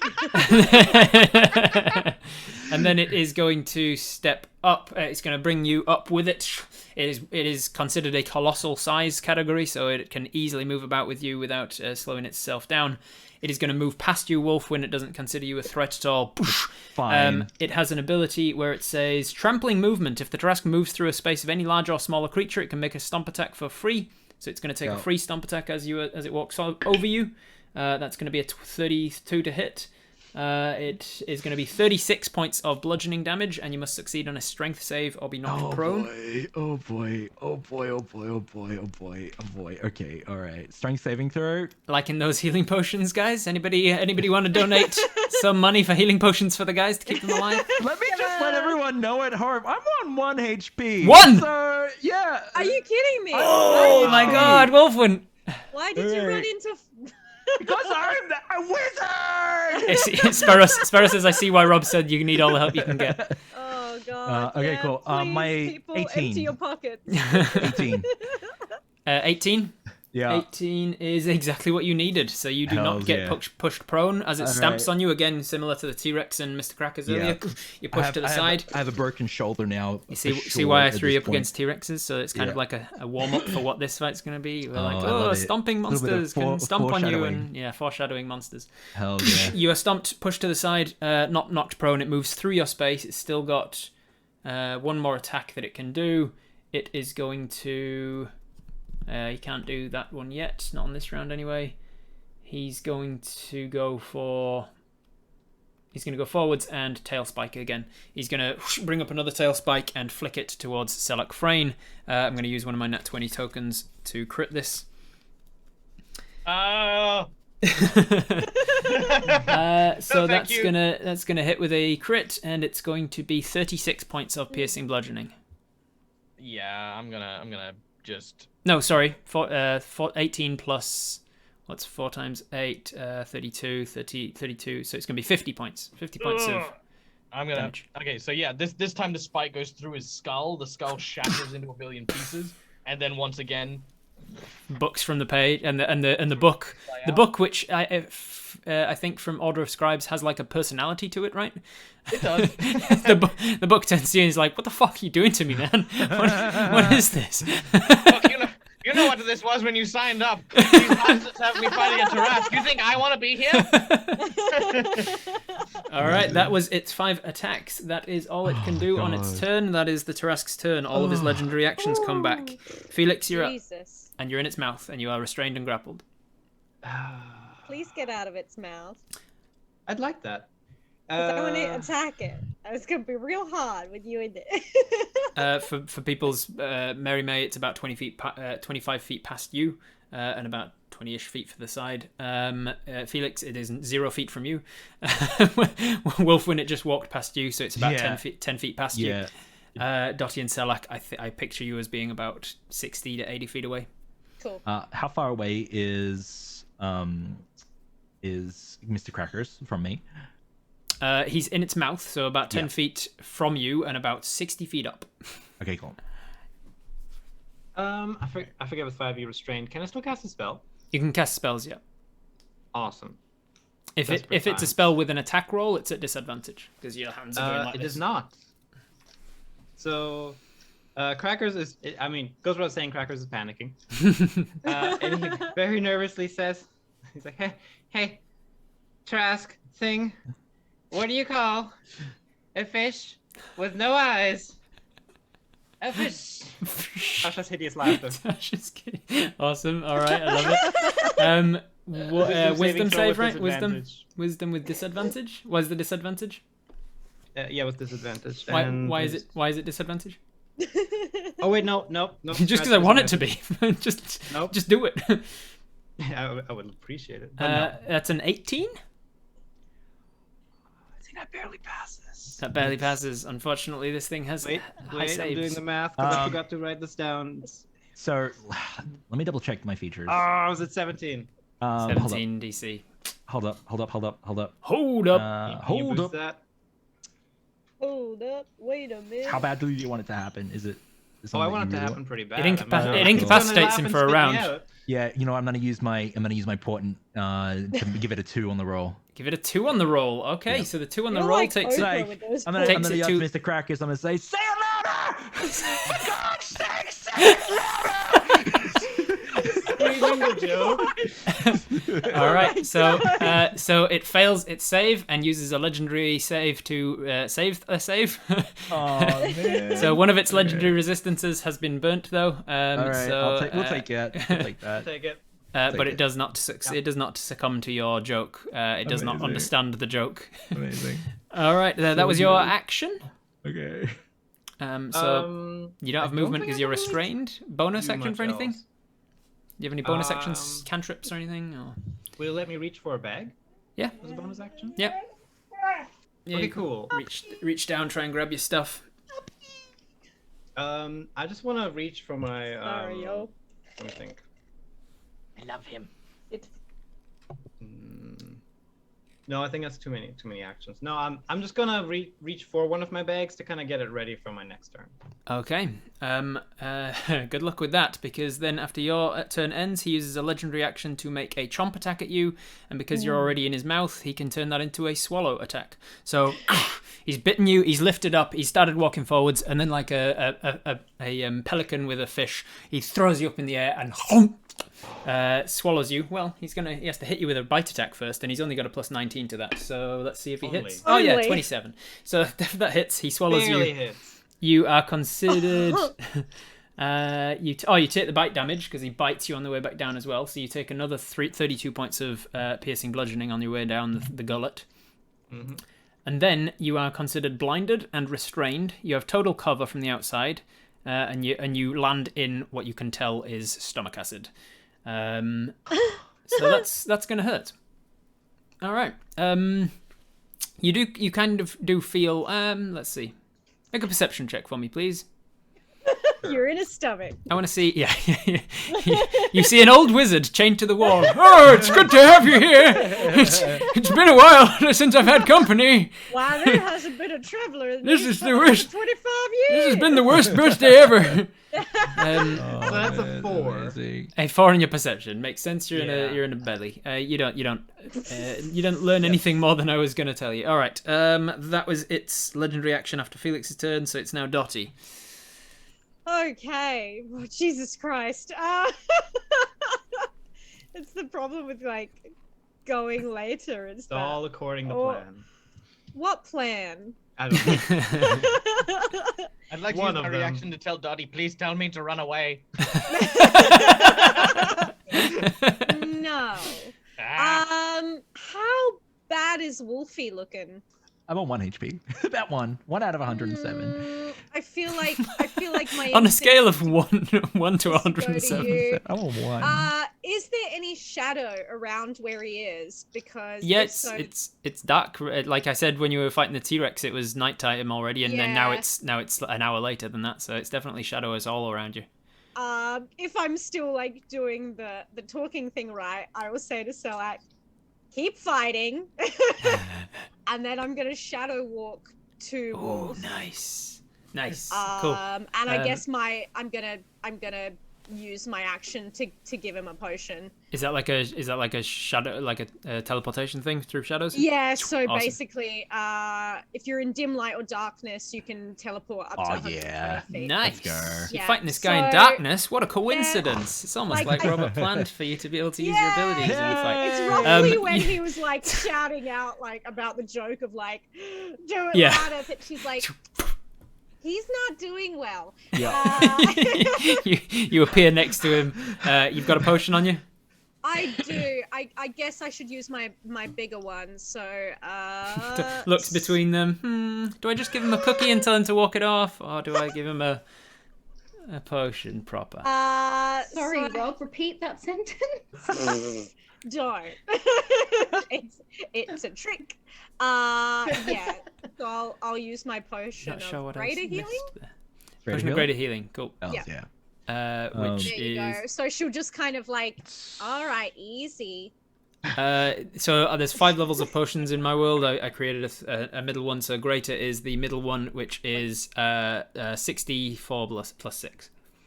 64 plus 6. Did you want to roll that, or should I roll that? You roll it. Yeah. All right, so while you do that, it is going to take a legendary action after your turn. It is going to move 20 feet towards Selak. I heal 24. Now remember, I told you to keep fighting. All right. At the end of that's Amazing. his legendary action. It is now Wolf. Wolf, it's your turn. He's All right, cool. He's like what 30 feet from you or GM. so. I want to GM Rob. Yes. I want to offer. What do you mean? I want to offer something cool for you, and you can tell me how much this is going to cost. I want to combine spells. If I need to spend natural 20 tokens, lucky Okay. tokens, and all that, let me know. Let me know. Cool. Remember, we want cool story moments here.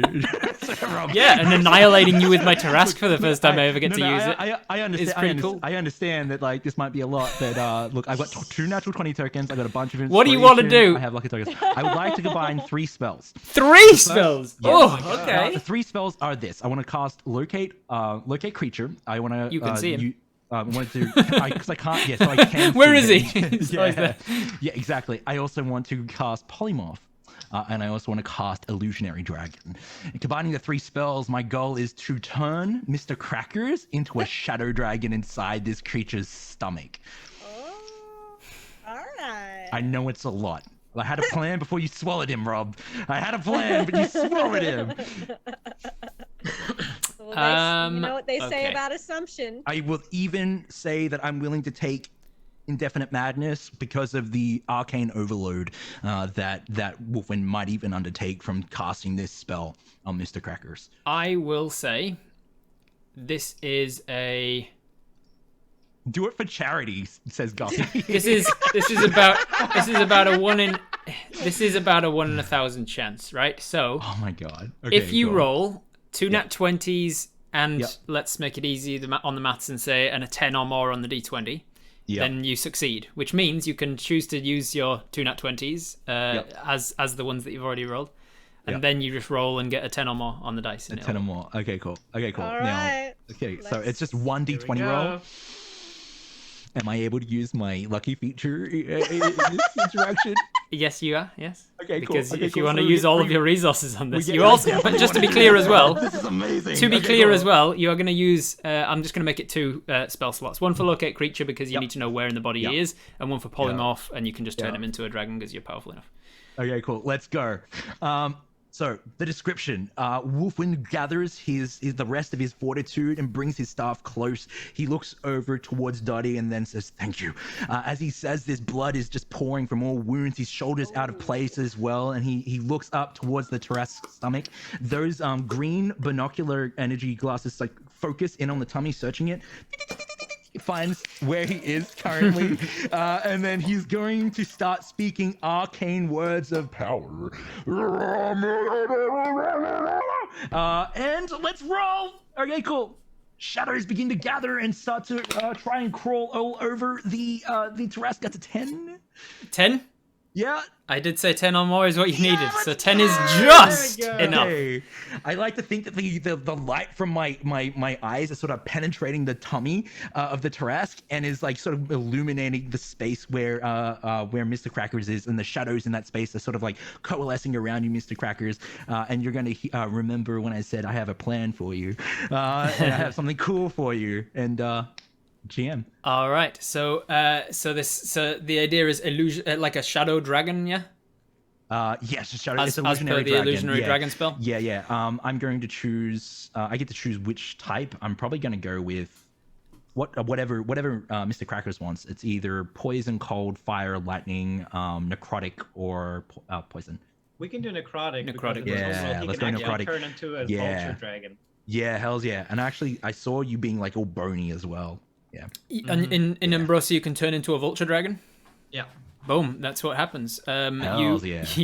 You tap into this magic to imbue several spells effects into one. You locate creature and realize that he's dropped into the first of a few different stomachs. And as he is being thrust through with the there's a word for that effect within, I can't remember what it's called now. As he's being pushed through with the esophagus into the stomach, you target in on him, and he turns into you summon the darkness that's around him in this pitch blackness of inside this Tarrasque stomach, and use that shadow into his already necrotic body to turn him into a necrotic dragon. And Mr. Crackers, you feel your bones cracking in various ways. You feel the wings sprouting. Whatever your vulture dragon looks like, that's what you turn into. You are still restrained within this thing and blinded, but you're now your vulture dragon form, whatever that means. How big is this? How big is this vulture dragon? Oh god, how big was he? That was one thing I didn't write down. But I think he was huge. Large, huge, gargantuan. It's like it's an adult dragon. I forget. An adult dragon. Illusionary says it's huge as well. All right, cool. Huge dragon. I'm going to see how much damage this does to this thing on the inside, then, and whether it's enough to make you regurgitate. Drinking potions, are they a bonus action? It depends on the potion. I got one from chat, so I don't know exactly which one. Like that a healing is meant potion? to be. Yeah. The ones from the ones from chat. I've been thinking of them as the moderate ones, which if you use it as an action, you get just the maximum amount, which for a moderate is 20 hit points. Yep. Is that right? 44, 16 plus 4. Yeah, 20 points of hit points. If you use it as a bonus action, it's 44 plus 4. Okay. All right, how much damage is this guy taking from the inside out? Let's have a look. See if you can explode him from the inside out. I would love if this has a Men in Black ending. Yeah.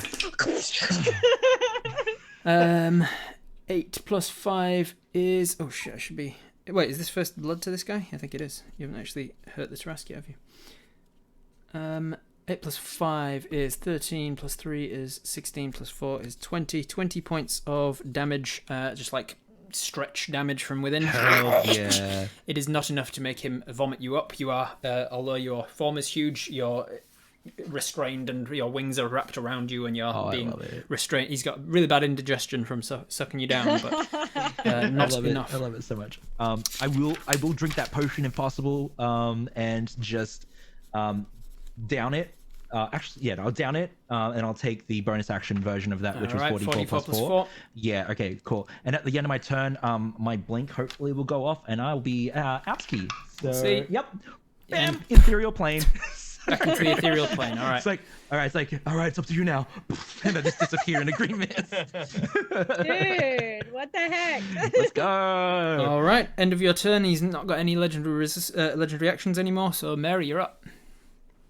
Does this creature have a butthole? Yep.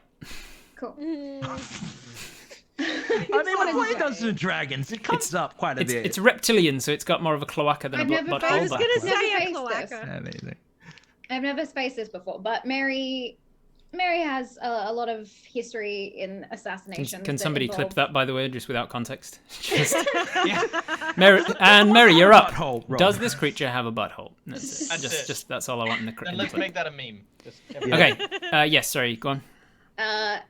So Mary is going to start moving, and if I can, dip the daggers into her poison kit. Oh yeah. Yeah. If you have the poisoner, do you have the poisoner feat, or like is it just I have the poisoner's kit, and I have poisonous proficiency. kit and proficiency with it? See, that allows you to make poisons, and then you can apply them to swords. Usually, it depends on what you're applying. But for this, I'll say, how potent is the poison?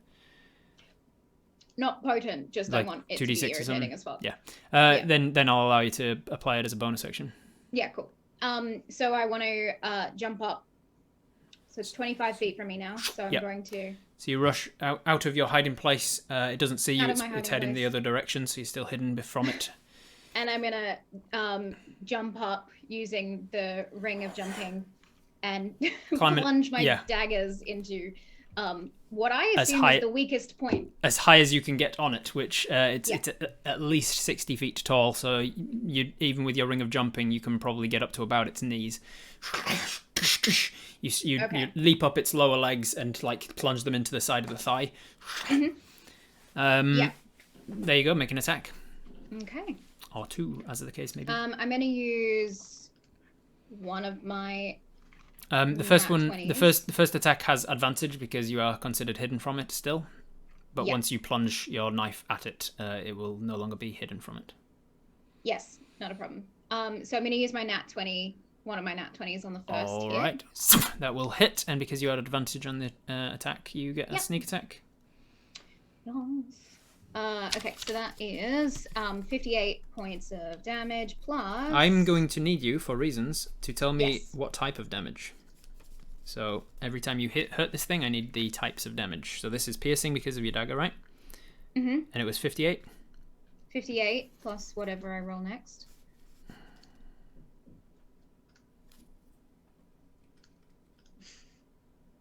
Plus 35. Plus 35 takes you to 93. 93 Yeah. points of piercing damage. As soon as you do so, and it enters before the poison even goes off, you see that it roars out in pain to get taking this damage, and then you see that its skin seems to almost bubble in like goose pimply kind of ways. All around its carapace and its skin, it seems to push out these papilla, every part, meaning that piercing damage is going to have a harder time actually getting in. It is now resistant to piercing damage. Okay. What did you want to do for the poison? Just something... Poison damage, you don't have an amount for it. I think it's I think base amounts for poisons usually like 2d6 or something. Yeah. I'll do I that. got a 5 and a 6, so 11 points of Yep. poison.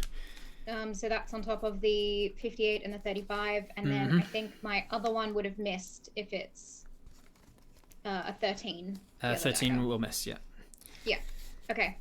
All right. Now that those have sprung from its skin, even though my dagger is still in it, is it being forced out, or am I still No. hanging off its? No, inner you're thigh? still hanging off its inner thigh, I imagine. Perfect.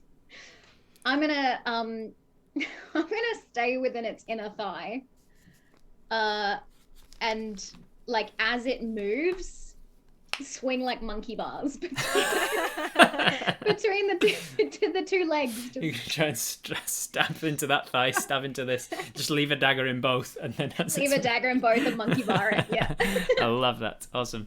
All right, so that's your whole turn. Bonus for the poison, action, Yeah. movement to leap. Awesome. That is your turn. It's got no legendary actions left, but we are now back to lair action turn. It sees you down there. It definitely feels you on its thigh. Wolf, when you were left behind, I'm in Crackers the is on the ethereal inside plane. now.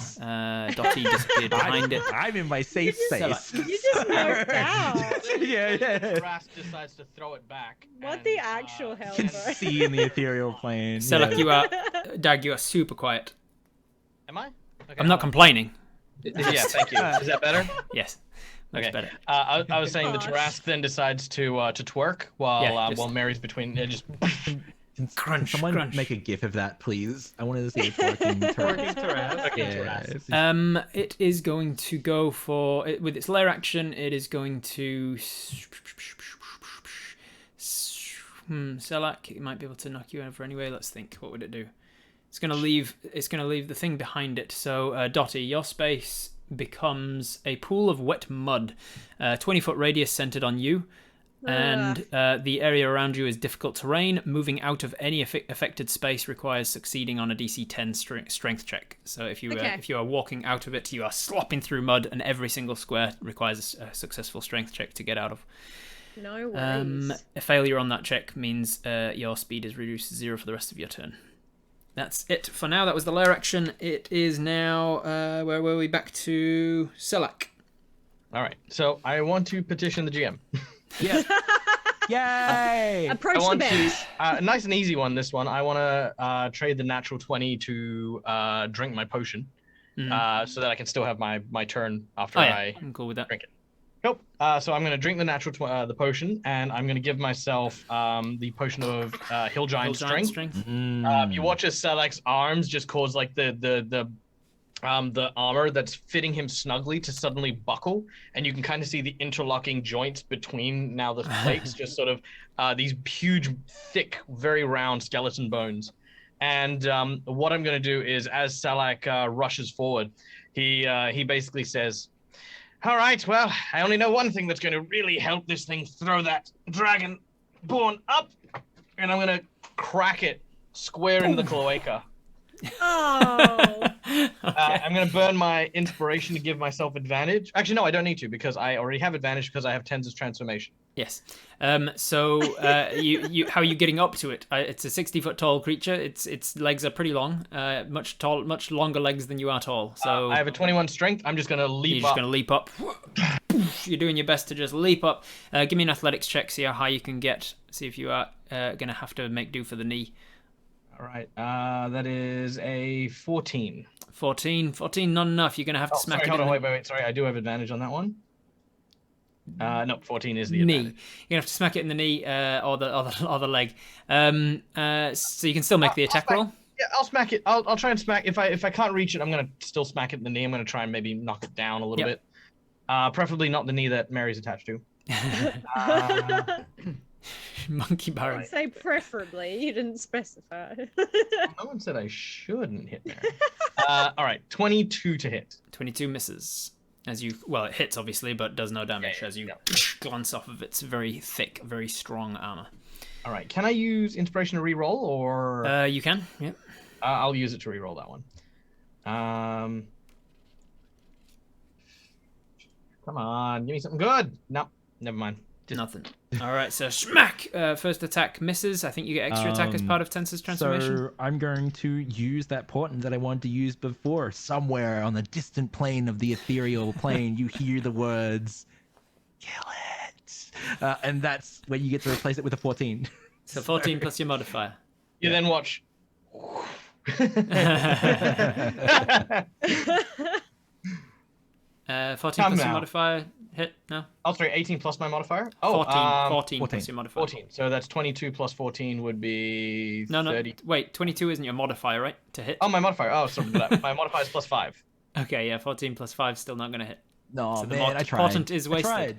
I tried. It's fine. Your I attack and then have your to try second it. attack. Yeah, so I'm going to do So now I'm going to do another attack. So let's see what this one is. Natural 20! Yes! Let's Yeah. I'm go! going to roll again. Second natural 20! Dig deep! shit. Dig deep! Let's go. Kill it! Do you do 3 KO? What? 3 3 KO? KO is Oh, if you get three 20s natural in a row. 20s in a row. No, because this is a fucking Tarrasque.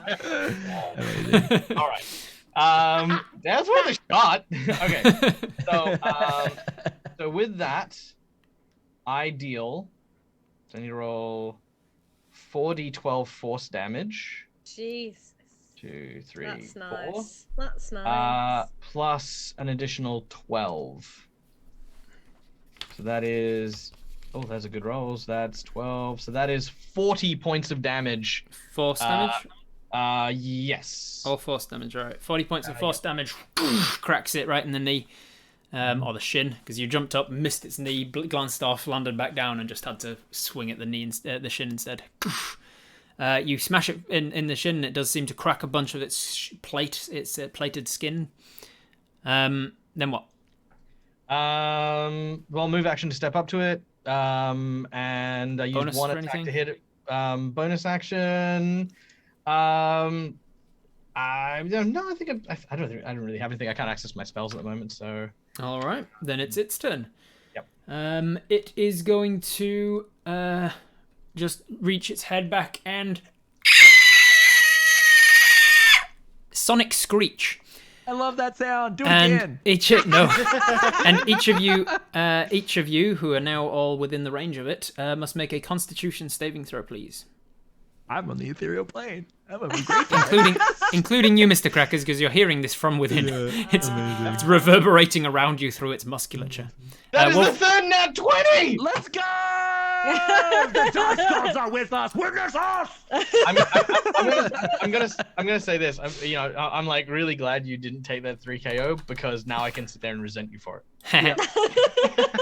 Like I would have killed a Fuck it. Tarrasque in a single hit. It would be so cool. It's He was nice a, and healthy. Yeah, he You was know- an you know who all-powerful did kill a demigod like Tarrasque power in one creature hit? until he I took have an not arrow. been. Roman I. Look, I've not been Roman I keeping a did it. track, but I'm pretty sure this stream and Dreads combined has been more nat 20s than any other stream I've ever yeah, played in my it whole is. career. It's So I'm not pure going to hype. just say that another pure one hype. more nat 20 would have killed my big bad guy in a single thing. Because as far as I was aware, you had like 12 nat 20 tokens just in your pocket, and you were like, "Oh, in that case, nat 20, he's dead." That's true. That's true. But I rolled all those ones He's with got you there. advantage, admittedly. With advantage, admittedly. So you can't tell which, you know. He's got you there, bum. But that's okay, because I love the Tarrasque, so I wouldn't Yeah. want to kill it that way. What All right, was the Feel Dread. DC? We need. Yeah. Really, I'm Dread. just trying to get it to throw up. Well, I'm on the ethereal plane, Rob. Yes, and while I'm on the ethereal, I'm shut on the fuck plane. up. Okay. While on the ethereal plane, you can see and hear the plane you originated from. You can hear the that's sonic fair. screech. I need a sonic Okay, screech. fair. Constitution save. Alright. All right. Alright, The that's DC was 18. 18. Okay, cool. I'm gonna use my inspiration. Was it wisdom? Constitution. Constitution. This sonic screech is vibrating 20. the musculature of 20. your 20. Cool. Anybody fail an 18 con save? Mary May. No. Mary May, as you are between monkey bars, this sonic screech seems to vibrate through your head, and it seems to rattle your head so much that you are stunned until the end of your next turn. Unfortunately, being stunned means you are also going to fall off of your monkey bars. Can I catch her as a reaction? Because I'm right. You can attempt to, yes. Catching people who are falling generally, unless there's extraneous circumstances, means that you will take half of their falling damage. And they will take half instead. Yeah, I'll take it. I'll take it. All right. So you're going I found out something that I'm actually resistant to bludgeoning. Cool. So falling feet on my chart is you're going to take. It's not going to be that much.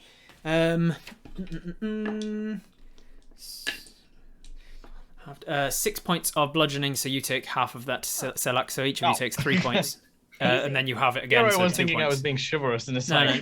You were only falling 20 feet. It's not a great amount.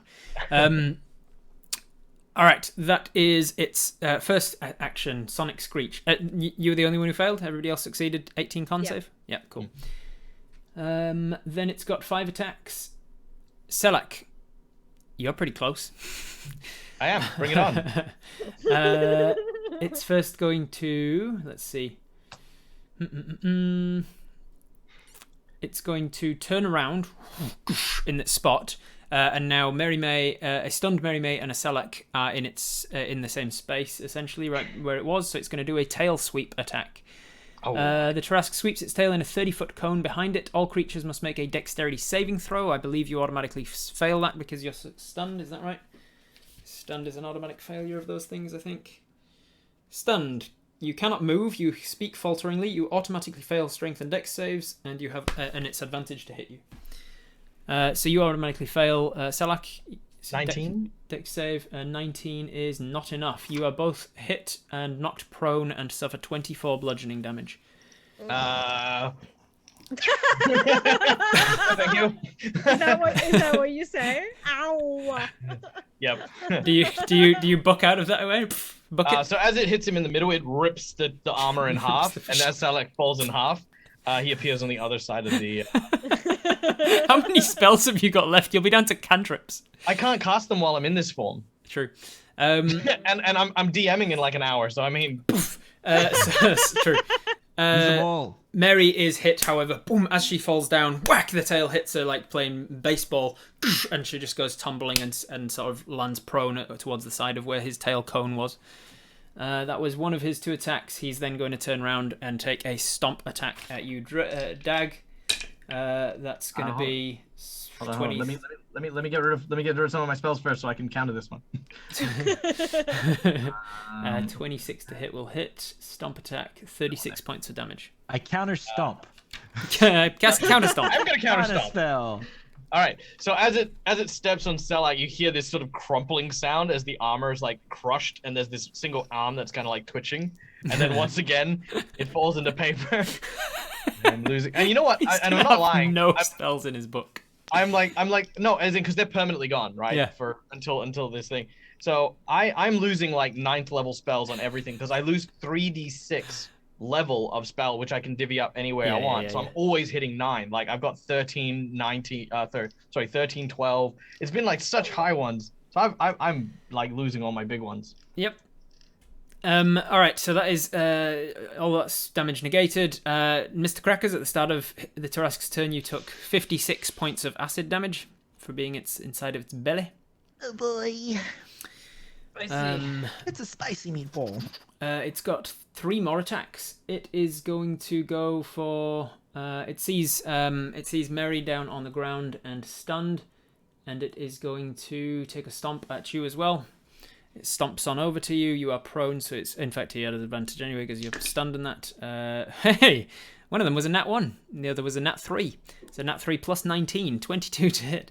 It still hits you. You take 36 points of bludgeoning damage, and you are knocked prone already, so it doesn't matter about that. Then 2 more attacks. It is going to turn around and take a strike with its claws at Selak. That's a 28 to hit, and it's going to be 28 points of slashing bludgeoning damage. And I'm going to lose a 10th level spell, which is 9. How are you getting 10th level spells, mate? Where are you getting 10? You're meant to be a level 15 so character, remember? It always goes to 9th. So even if I roll higher, it just drops down to the 9th level spell. I don't think that's how it works, is it? If you roll a 13, right? Yeah. Then you lose 13 levels worth of spells. So you have to lose, like, say, an 8th level spell a. But I can. I can sacrifice it across multiple, is what I mean. You can split it up how you want, but you don't have 9th level spells, is what I'm saying. You're a 15th level character. No. So yeah. I know what I mean. If you have 9th like level losing. spells, Sorry, Wolf what I is mean very to say. jealous. I realize I'm saying this wrong. I'm losing my highest level spell. Yes. Yeah. Okay. Cool. I'm always losing the highest level. Yeah. So let's see. Selak, Mary May, Dottie is over there in the mud. He can't see Wolfwin. Mr. Crackers is already eaten. He's not going to go for Oh, he does actually, yeah. Tail Spike comes around and at Dottie. That's gonna miss probably. Can I cast shield as a reaction? You can, yes. Let's see, Tail Spike is that was a 13, probably gonna miss anyway, right? Yeah. So wouldn't need shield, except that he's then gonna use his nat 20 token. So that's 50 points of damage with a crit tail spike. Oh. Like a big freaking rail spike comes at you from one of his tails and hits you. You try to dodge out of the way, but you're stuck in the mud for a little bit. That's all 5 of his attacks, I believe. So that is turn done, and he gets his legendary actions back. That is now Felix's turn. Felix, bring the pain. Felix, bring the pain. I would like to approach the bench. Everybody gets one. Okay, so for Crackers, I pretty much removed all of his homebrew stuff, but I would like to request to re-add one of them, which is when he absolutely panics, and he is panicking as he's approaching death right now. His necrotic fire tends to turn into more like a necrotic tar, which does pretty much the same damage, but it melts through anything living and organic. Okay. So I'm thinking he's just kind of like freaking out, he's screaming, he's gonna use his breath weapon as that, which then just turns into tar to like just melt his things inside. Yeah, absolutely. I will allow it. Cool. I love the story on this as well, because I checked in with Felix behind the scenes, like, I heard about this thing about your character. Is it true? Like, yeah, it's true. Yeah, I mean, I had to really cut a lot of it because I was like, I don't want to be unfair. Amazing. But that is 75 necrotic damage. Ooh, yeah. As this tar just coats the things inside, and they just start melting. 75? Yeah. And it does burn away, and you guys from the outside, you hear it starting to scream in pain. And well, that's good. And you trigger the blah blah blah blah blah. If it takes X amount or more from a single round from inside it, it must make a con save or regurgitate you. Nat 3 is not going to do it. Con save. I could take a legendary thing to save that. Nah, if you're on the outside, it can bite you again. Rob, can I tempt you? You could regurgitate him and the acid onto Selak. It's fine. I It's think fine. AJ has said before. If you're asked for it, You could just spit on That me. is just kind vomit of- on me. Yeah, that is kind of kill my character off. All right, Crackers. That amount of damage. It failed its con save. It is not going to use its legendary resistance, so you are regurgitated from it. You land prone in an adjacent space, so like pretty much right next to Selak and between him and Mary. You land prone as this.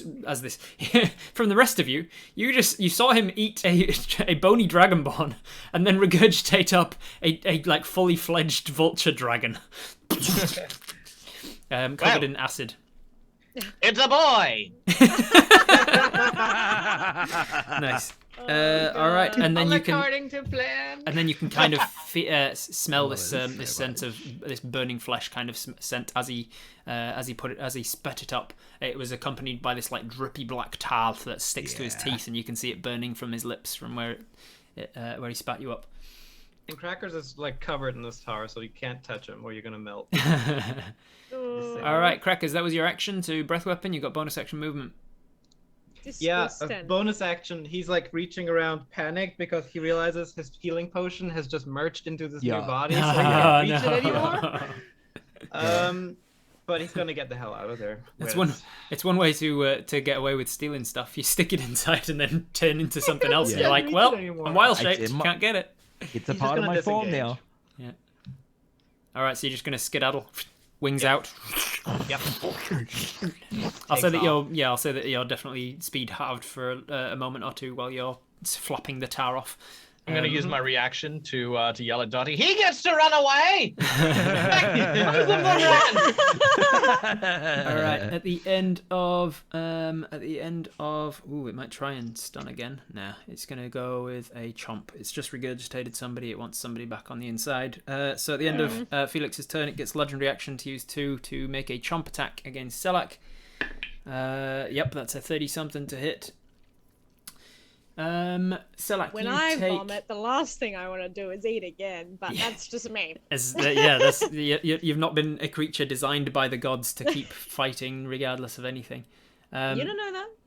True. Besides which, you see something that Mr. Crackers might have seen had he rolled more than a 4 in his perception check earlier. That as you get up close to this thing, as he goes down to bite you, you see that tar that's burning away his mouth is also the skin around it is immediately starting to stitch back up again. It seems like this thing has regenerative abilities. So it's not exactly being injured for as much as you're doing. You take 32 points of bite damage and you are restrained in its mouth, Selak. No, thank you. Yay! I got a 4. God, I hope you're out of spells soon. No, 5. I got a 5. I'm definitely dwindling. That I definitely Dottie, wanted. you're up. I wanted. Okay, all right. I've been itching to use a powerful spell, Let's go. and since no one's do it. dangling out of its mouth currently, am I right? Yeah, it went down, bit Selak and lifted up, and then turned to pages in its Yeah, mouth. cool. So I want to use incendiary cloud.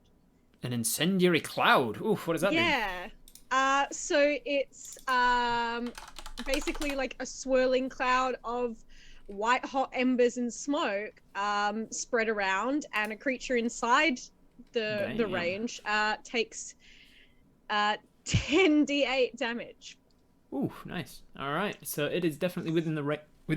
Excuse me. You're going for its head, presumably. I am going for its head, yeah. This So even if ember anyone's cloud still of clinging. flames and embers and ash starts spinning Excellent. around it from the darkness, just So like those- motes of light Yeah, sparking those on. nat 20s, do we still add our like modifier on top, or is that it? Is it it's a dexterity saving throw from him though, right? It's not an attack roll from you. Yes. Yeah. Oh yeah, that's right. Sorry. So dexterity saving throw from him. It is a magical effect. He has advantage against it. But with a 4 and a 3, that's probably going to fail. Yay! So I'm going to use one of his legendary resistances to succeed and take half damage. Oh, okay, that's fair. So roll 10d roll 10d8. I thought you were gonna be like, yeah, it doesn't work. I'll be like, you fuck. Roll 10d8 fire damage, Yeah. and he'll take half of it. Oh my gosh, yeah. So she's just gonna basically like point at its head and do like a little flick as all of these embers start like whizzing around. Let's go, baby. 45. 45. All right, so Half that. I have that and round up in my games because maths, so that's 23 points of fire damage. Nice. And I haven't used it for this encounter, so I'm gonna spend some sorcery points and conjure Dexter again. Oh, Dexter comes in. Here he comes. Yeah, he comes in for the scraps. Yeah, he's going to be biting at his toes. Yeah, point him that way. All right, so as Dexter comes rushing in from the shadows, from underneath like a fallen chunk of rock from one of the nearby temples or bakeries or goodness knows what, it just comes out of one of those places, out of the shadows, comes rushing across and grabs a hold or tries to grab a hold of the feet. Roll an attack for Dexter while I move on. We've got it's back to, he's going to use a legendary action. And then that, I know what he's gonna even do. with a +5, that's not going to hit. It's not going to hit. Nope. He's got an armor class of 25, so you can't hit him unless you got a pretty high attack modifier. He sees this little Dexter run in from the side though, and he's going to use his legendary action to make an attack roll. Boom! He's going to make a stomp attack at Dexter.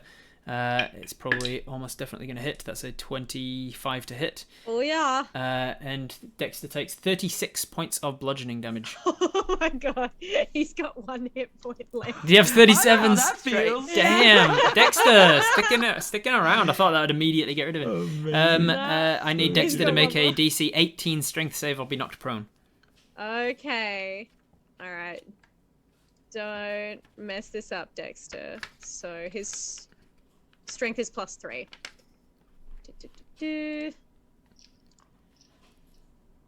No. That's an 11. That's an 11. Poor He guy. is knocked prone underneath this stomping foot. He is restrained underneath the foot of this beast. That was his legendary action at the end of Dexter's turn. Wolfrun, you're up.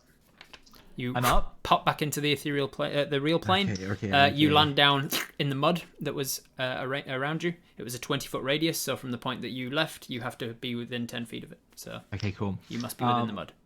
Okay, so I'm gonna appear, and as I do, am I within 60 feet of the creature? Yes, you are. Okay, cool. What I'm going to do is I'm going to put my staff in the mud and start circling it and stirring the mud itself. And as this happens, I'm going to start summoning the necrotic energies of this plane of existence. And then as I do, it starts to like lead up the staff. You can see tendrils of mud joining it up, running over my hands. I then flick it towards the creature, and as it flies out, I'm going to call upon the death and life of this realm and cast Wither and Bloom. So it needs to make a saving throw. It's a con saving throw. However, I'm going to use my portent and make it a 2. Okay, so you force it to make a 2 on its con save. With its modifier, takes it to a 21. It succeeds. It's pretty hardy, this thing. It's hardy. You'd think that this Tarrasque it's okay. is It makes pretty sense to you. has pretty No, hardy definitely. constitution. So it definitely takes half as much damage. I did cast it at 5th level, so it's going to be boy. Where's that? 5d6. 5d6. Yep, it's Roll going it. to take 17 necrotic damage. 17 divided necrotic. down to 2. So you halve that. Halved it, so 9 points. Yep. Now, would As it does so, Yeah. you see that it is. How is this going to manifest? You see that it's everywhere that the necrotic damage seems to like wither away at its skin and its scales and stuff, and all of that acid tar-like damage that was coming from its face as it vomited up from the inside. Hells yeah. You see the necrotic damage that was dealt, all of those parts of its body, and then outwards spreading out across its entire skin, start to harden up and become more fleshy, so that when necrotic is dealt to it, there's more flesh to wither away. It is now resistant to necrotic damage. Oh, hells yeah. I love that so much. Okay, so the other effect of Wither and Bloom is the Bloom effect, which means that a creature within range, I can choose to spend hit dice to heal up. So what I'm asking is who's in range and who's looking the worst? From you, Dottie is pretty much within arm's reach, and I don't think Dottie's taken much in the way of damage. Big rail spike sticking out of her at some point, but other than that, she's pretty good. You can see Mary May is over by the feet of this Tarask, about 40 feet away or whatever, and stunned and on the ground. Not sure how bad you're looking, Mary. So. Selak looks like he's tip-top shape because he's, except for the fact that he's got no spells. Mr. Crackers is covered in his own tar and flying away. Okay, what distance is Mr. Crackers? From you, about let's say about 60 feet. Okay, cool. He's just within range. Okay, cool. Okay, so you. Oh, and Dexter. Dexter is you see the tail of a shadow puppy sticking out the bottom of this thing's foot. Puppers. Oh my gosh, why do that? I'll recast him. Okay. Okay. Thinking that Mr. Cracker should be fine because he's quite hardy. I'm going to then allow Mary May to spend up to 4 hit dice to heal up. So that's what the spell does. It lets them spend unspent hit point dice. So you can roll those hit point dice up to 4 of them, and then you get to add that plus 5. That plus 5, is it? Yeah. So 4 hit dice plus 5, you regain that hit points. Thank you very much. There's apparently an inspiration for you, Dread, and a floating healing potion if somebody needs it. Fancy says, if somebody can collate all of the things that are still floating around for us, that'd be good. Hell yeah, that'd be amazing. And thank you very much for that. We're at $1,310 donated. Thank you very much, everybody. Don't forget this whole stream today is a 12-hour marathon for Jasper's Game Day. We are doing this as a charity thing, raising money for a very good charity. Dig deep and please do donate. Fancy has collated it for me. There we go. Thank you. Awesome. Okay, so just before I hopefully blink out with my my blink spell, I'm going to grab one of those motes of stars with my staff and fling it towards the creature. And it will be a 22 to You need to first roll a d4, please. Oh, yes. As happened last time. A 1. A 1. Yeah. Okay. And it was a what? 22 to hit? 22 to hit, yeah. Wolfwind, does 22 hit your armor class? Yes. As you fling this mote of light off of it, poof, it bounces right off its carapace and back at you as you have triggered its reflective carapace. Towards me, Wolfwind's gonna go, that's new. Oh dear. As you've triggered its reflective carapace on a 2 or a 3, as you found out last time, it's unaffected and the spell is wasted. On a 1, it is the Tarask is unaffected and the effect is reflected back to the caster as though it had originated from the Tarask, turning the caster into the target. Amazing! I love that so much. An addition that I've changed from the D&D Tarask is that on a 4 on the D4, it still affects it. So that otherwise, like in the D&D Tarask, there's no reason to ever use a spell against it because it can't hit it, kind of thing. Whereas mine is like a 25% chance that you'll hit it, but a 25% chance it'll reflect it back at you, which is what happened now. So roll damage. You were hitting yourself with a spell. I love it. Here we go. Stop hitting yourself. Stop hitting yourself. Stop hitting yourself. Stop hitting yourself. Okay, cool. It's going to deal 21 radiant damage to me as it collides. You are slammed into it. That's new. Yeah. It's like, that's new. Awesome. I love that. I love it so much. Yeah. And then I just check to see you're not if I blink concentrating out. on anything? Concentrating on anything? Oh, shoot, I am too. I'm concentrating on my tri-spell currently in effect with Mr. Crackers. Okay, cool. Oh, yeah, the polymorph. Okay, cool. I have Warcaster, so I do have advantage on concentrating. Yeah.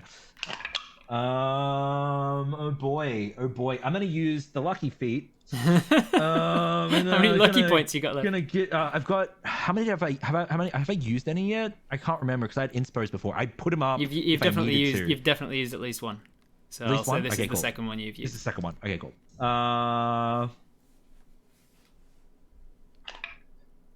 Oh, that's better. 23. Okay, you maintain concentration on the polymorph. All right. And then let's see if I blink out of existence. Okay, I'm out of here. What? Shit. Can I just say this whole time, Selak is just shooting the filthiest look at his wizard. Like just I don't want to fight, but I'm here because Dottie told me to be. And then there's this guy. And then the wizard who's like, disappeared. Anymore. Yeah. Amazing. All right, Okay, so you I are don't blink out. you remain I'm still stuck there. here. Okay. Yeah. That Oh, gosh. was Wolf's. He's out of legendary resistances. So Mary, you're up. Oh, and you are stunned. So you can speak falteringly, but you are otherwise unable to take actions and whatnot. Okay, how long does stun? Until go the end of for? this turn. The sonic screech lasts until the end of your next turn, which is this one. Then I can't really do much. Just in case you had At anything that all. you wanted to say. I know it kind of sucks. I know it sucks, and I apologize that sometimes it's you're okay. waiting for an entire round to come back, and then you can't fucking do anything. So Yeah. if you wanted to do something small, I would allow it. Apply don't know if I poison to the can. daggers again or something. I don't know. Just- Both of my daggers are still in the inner Still in thighs the inner thighs of the guy. Yeah. because they fell. Which is I can get to them later. There's potentially. a clacking noise as he's walking. The daggers are just clacking together. Clack, clack, clack. Excellent. He does not have a thigh gap. Yeah. It's There's unattainable not for much most. that I can do. Not much you can do. All right. Yeah, I don't even know if I can't drink a healing potion because I can't move. So No, unfortunately Yeah, I not. can't But do you anything. kind of like staggering back to your feet, and then at the end of your turn, the sonicness ringing in your okay. head seems to wear so off. I can get up from prone during. Yeah, the I'll turn. allow you to Yeah. allow you to stand up. Then that's Um, what I'll do. Okie dokie, that is the end of your turn. It is now the lair action's turn. As the lair action of the mud wears off, the mud solidifies on the next lair action. Anyone in that mud, when it solidifies, is restrained. So Dottie and man. Wolfwin, you are now trapped and restrained in solid earth. As the next... As Jesus. A bit dramatic. I love that you were like, I gave you the option to be like, here's some lizard folk that have survived. Maybe you can ask them about what abilities this thing seemed to have as it passed through the town, or maybe you can like stay from afar and watch what it's doing to the town to learn its abilities. And you're just like, run in there. That's for Let's chump. let's learn its ability. Let's learn its abilities firsthand. I'm So not gonna lie. Not for a single moment did Selak consider he was gonna be asked to fight this thing. That's why he was blowing it up. He's like, it's immune to magic. It's freaking huge. It has a sphere of annihilation in it, right? And then it's like, go fight it. go fight it. Damn it. All right. So the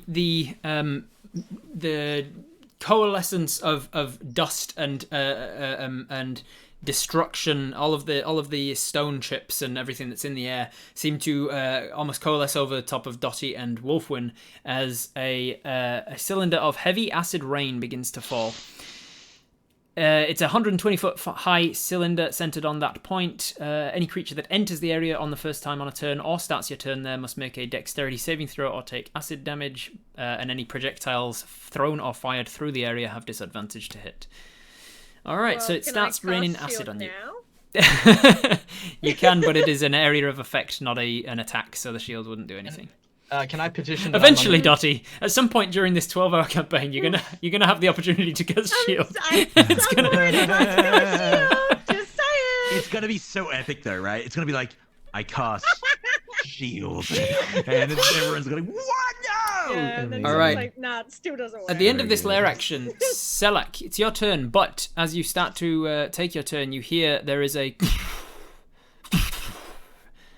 and then there's this rumbling from behind in the forest nearby, and you turn round to see a huge creature, probably only about half the size of the Tarrasque, but still towering above any of you. It seems to be bipedal, with arms like the Tarrasque. It has horns and such over it, like the Tarrasque. And you realise in the moment, oh shit, the thing we're fighting is not Senzo Mutant. This is Senzo Mutant. And the thing we're fighting is indeed this world's Tarrasque that was awoken in order to fight Senzo Mutant. Oh my Senzo the Mutant comes scraping out from the jungle, towering above all of you with the gravity that the gravity powers that he absorbed from the Leviathan from your world has seemingly melted him down like a figure that has been caked in wax and then put in a hot oven. Every part of him seems to be slumped to the bottom. His legs are now the sizes of mammoth legs, and his gut is overhanging and spilling out. His eyes are not only glowing red, but everywhere over his bald pate is now opening with red glowing eyes, and two Tarask-like horns are exhuming from his skull and pointing out towards the skies as he drags the senso something akin to the senso blade. He didn't actually bring the blade shattered. with him. No, part of it was. Oh, he shattered. Yeah, that's right. So he takes the shattered blade behind him, and he approaches and says in a language that is definitely not common, but seemingly all of you hear it almost telepathically communicated meaning to you. He says, "Thank you for awakening it for me. This power is, I think, enough for what I need." And he rushes forward, stepping over Selak, raising the sword above his head, and drives it down towards the Tarask. It is now Mutant Senzo's turn as he enters the field. That is definitely going to hit the Tarask with a 29. I'm going to use my silvery bombs. Nice. Again. No, don't! All right. That is a 30. So, Okay, so 29 is... sorry, no, that was a 32. Now, so, GM. GM, let me petition. GM, I've got something. Let me just say something. Let's be kind. Now, Silver Bob says a creature that I choose gets my advantage. Yeah. I would like to give it to the Tarask. Okay. Okay, the Tarask has advantage on fighting Senso, and you're hoping that you just go to straight up murder out Senso now. Yep. Awesome. I'm hoping they'll murder each other.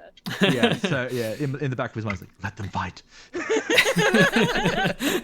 You're just like, hey guys, I think we did good. I think we tap out. Okay.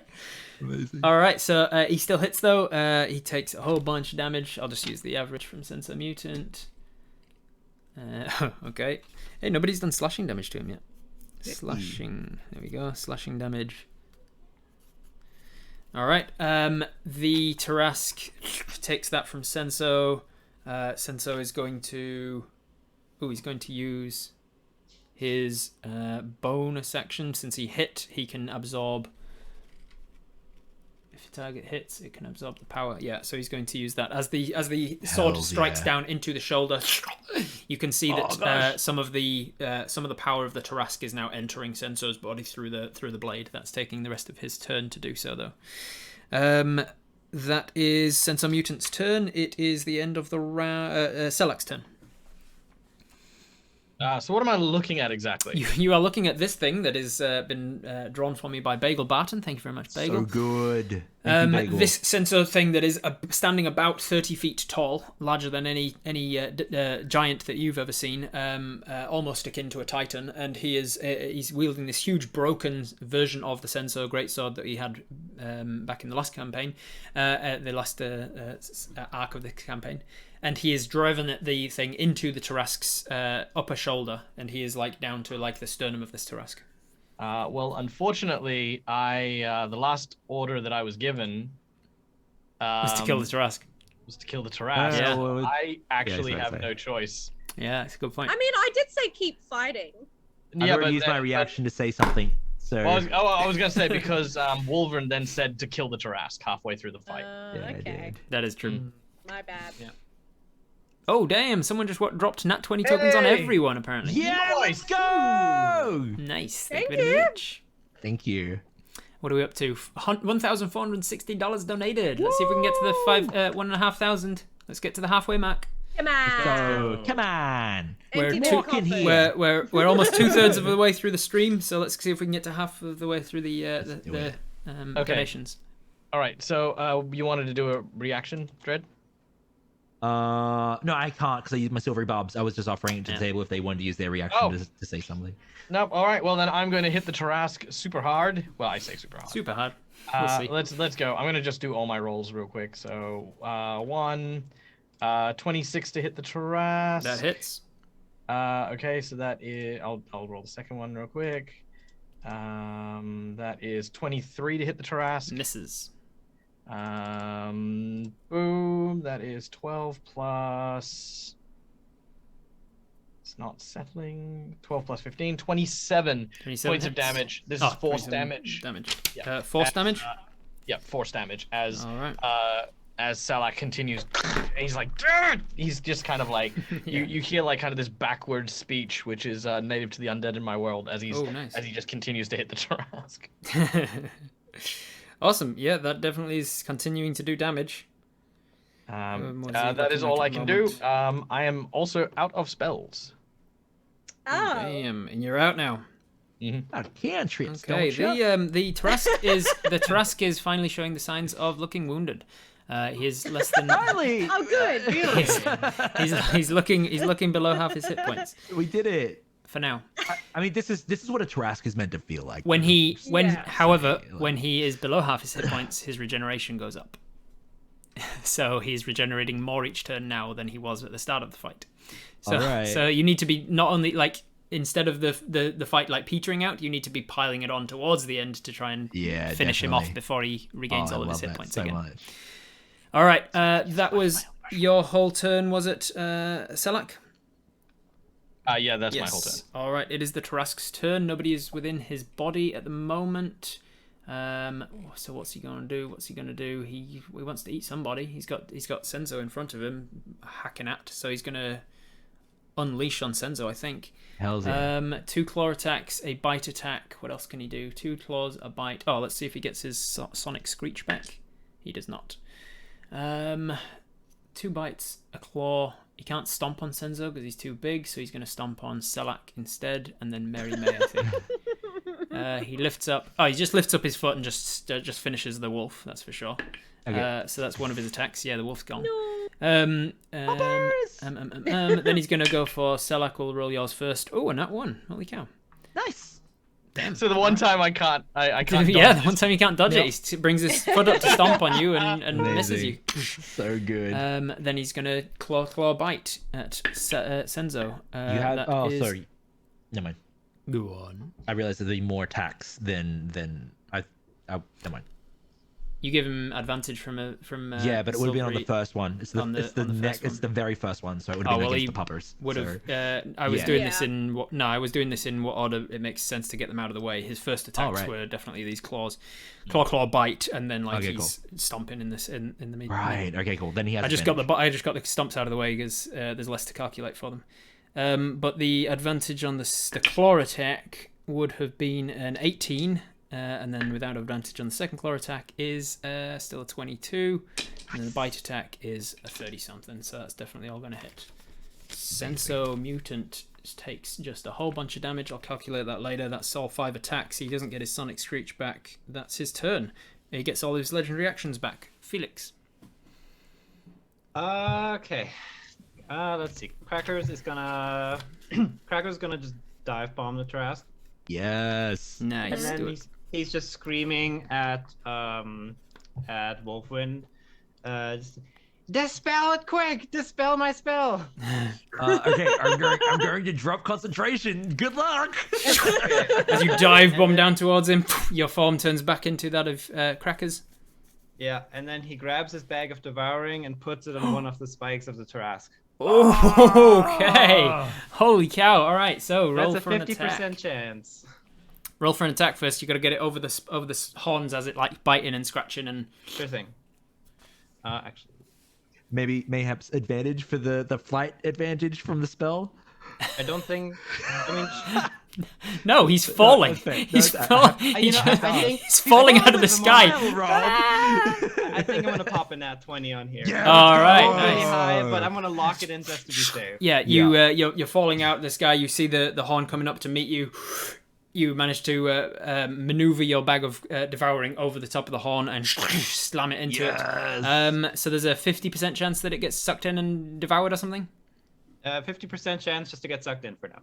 Sucked in and then devoured later. All right, so 50% chance. I will roll that. Or do you want to roll choose, I will say high.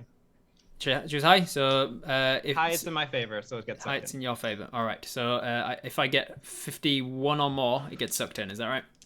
All right. I got a 22. Unfortunately, the bag remains on it, and it happens every time, unless it can throw you off. Just next turn it's gonna try again. All right, so you are now dangling off of the edge of this horn, hanging onto a bag of devouring. I wish I had Dope. one. Dope. What's that? All right. It wouldn't have Senzo's helped. still looking good, though. Oh. Yeah. Senzo is going to take a legendary action. Senzo is going to lift up his foot and pull the sword back out of the Tarask and then plunge it back in again, or at least he's going to try. Oh boy.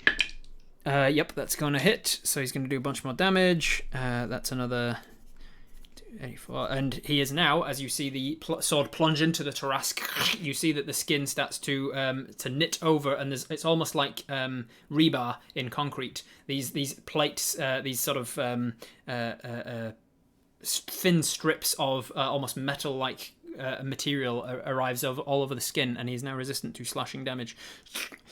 But Senzo then... oh no, he can just do the attack. He can't do the other thing as part of a legendary action. Then, at the end of this, legendary action's fighting each other now. Felix, that was your turn. Legendary action of the Tarask is to... he's going to... Let's see if he recharges his... Oh, it takes him all 3. Yeah, it's going to be worth it, though, if he gets it back. Recharges his Sonic Screech. He does not. All right. That cost him all 3 actions to attempt to recharge it, and it does not work. Shoot. It's a powerful thing if he can stun a whole bunch of people for an entire round. Yeah. Definitely. It's definitely worth all 3. Yeah, so that was not a thing that happened, though, unfortunately. Dottie, you're up. But like Dottie. Okay, You so can do it. am I right in saying that it is resistant to necrotic and now slashing? It is now resistant to slashing, necrotic, and piercing damage. Ah, Jesu Cristo. Okay, what are we gonna do? Sorry, I'm going super Italian. That's what's happened when It I'm is tired. something that I forgot earlier as well is that it's actually immune to fire damage and bludgeoning damage as well. But I'll let those go because I forgot it. Great. Okay. Well, let's hope that. So the fire, we all the fire collectively that burned forget. around it, it seemed like it wasn't doing much to it. So, I mean, what I'm thinking is that I use the Finger of Death, but use some of my sorcery points to transmute the spell into a different type of damage. Awesome. So, Do it. hang on. So necrotic is out, and fire is also out. Yep. Fire, But I bludgeoning, piercing, necrotic, and slashing are all out. But I could use acid. Acid. I'm He has gonna- not I'm taken gonna any use acid my- damage yet. Oh, never mind. Yeah, I'm good. What was that? It's fine. No, it's fine. I can't do anything. If you got an idea. I'm let literally me out know. of everything. I have nothing. Okay, all What right. you got, Daddy? Yeah, all right. I'll do that. That's what I'll do. Where is it? Finger of Death. So He's looking pretty badly, this Tarask. I will cast that. He's regenerating a bit, but he's not Yeah. he's not quite keeping up with how much Yeah. damage is being done to him. Great. Okay, and then I'm gonna roll this and just take it for acid damage instead.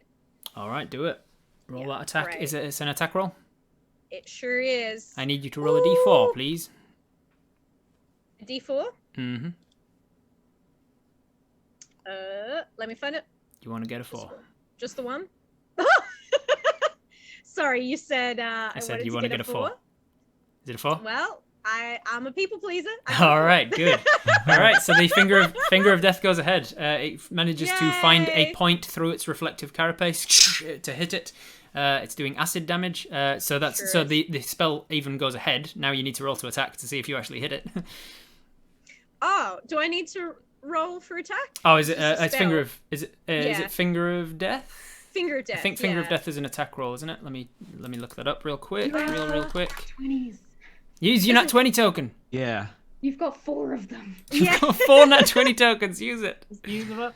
Yeah, I mean, it doesn't say here that I need to roll. It's just that it's... Finger of death. You send a negative causing bloody blah. Oh, it's a con save. That's why. Yeah. Safe. Yeah. I will allow you to make a con save to use your nat 20 to give it a nat 1 on its con save. Yeah. I would like let's to do that. go. I would like to do All that. right, instead. and then it uses one of its legendary resistances to succeed against it, and it does no damage. But you said you were out of legendary resistance. No, I Did didn't. I not hear that correctly? Nope, I that said it was out of legendary actions. Actions. Bro. Legendary Yes, resistances. You are right. It is now used wishful 3. thinking, Dread. That's what that was. That is Yeah. rough.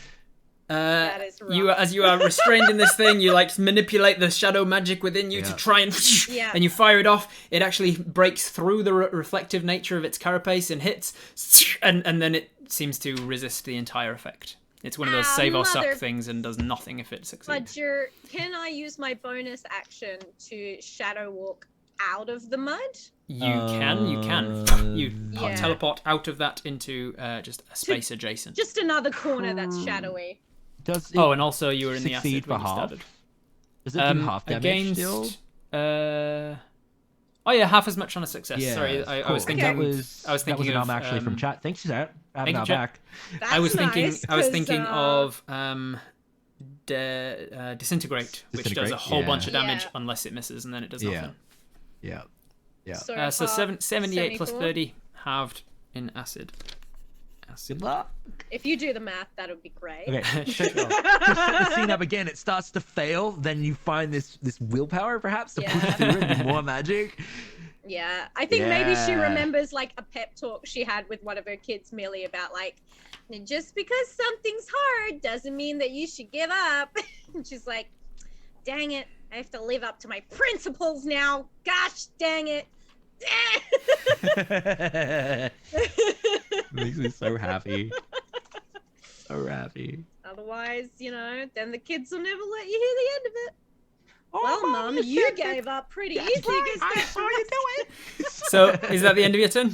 Yeah, that's the end of my All turn. right, Hell you were in the acid damage of the legend, the lair action stuff. So But you now I'm not. take 4d6 acid damage. I'll roll that real quick. 2 1s and 2 3s. So 8 points of acid damage, and then you teleport out of it.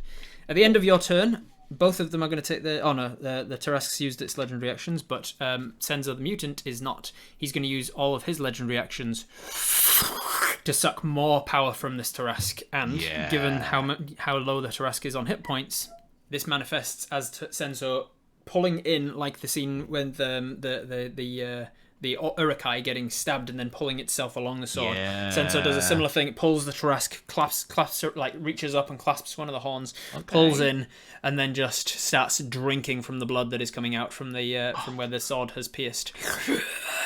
You see these horns crackle, and one of them sort of snaps off of Senzo as his body seems to like flesh into some sort of Akira-like body horror. He's growing and bubbling. His back is cracking and snapping and growing and and then this overwhelming, painful, telepathic jaunt of languages fires through each of your minds. You each take 7 points of psychic damage, and you only make out one word. Home.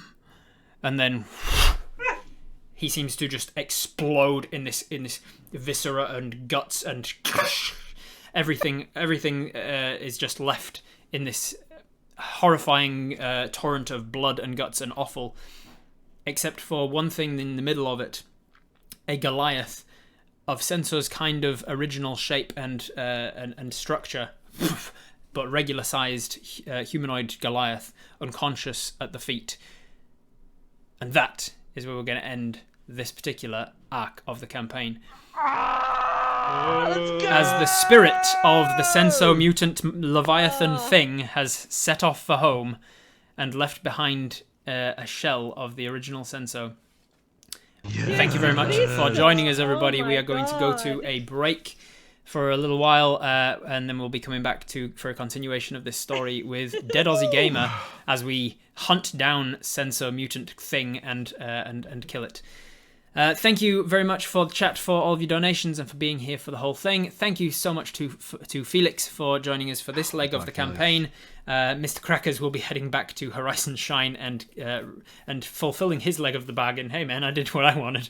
Get me home already. I'm sick of not having my vulture powers.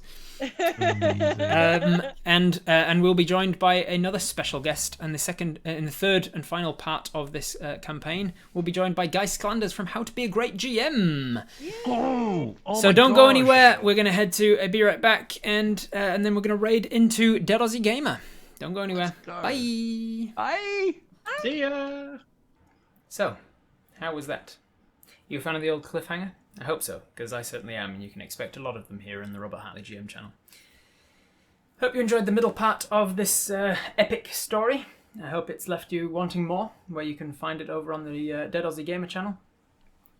If you haven't already done so, though, before you head over to the third part of this series, make sure you're subscribed to this channel for more of my content, and make sure you head over to check out all of the fantastic creators that were involved with this story so far. Their links should be in the description below.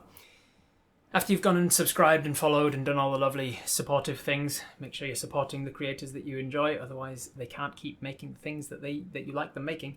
So after you've done all of your supportive stuff, like following and liking and subscribing and all those things, then head over to the Dead Aussie Gamer channel, should be up in the cards now or down in the description below, and see what happens in the final part of this 12-hour marathon game.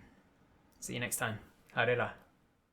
Did you know my patrons get a lot of special perks, like access to all of my homebrewed rules and stats and spells and feats and all sorts of things? Check it out.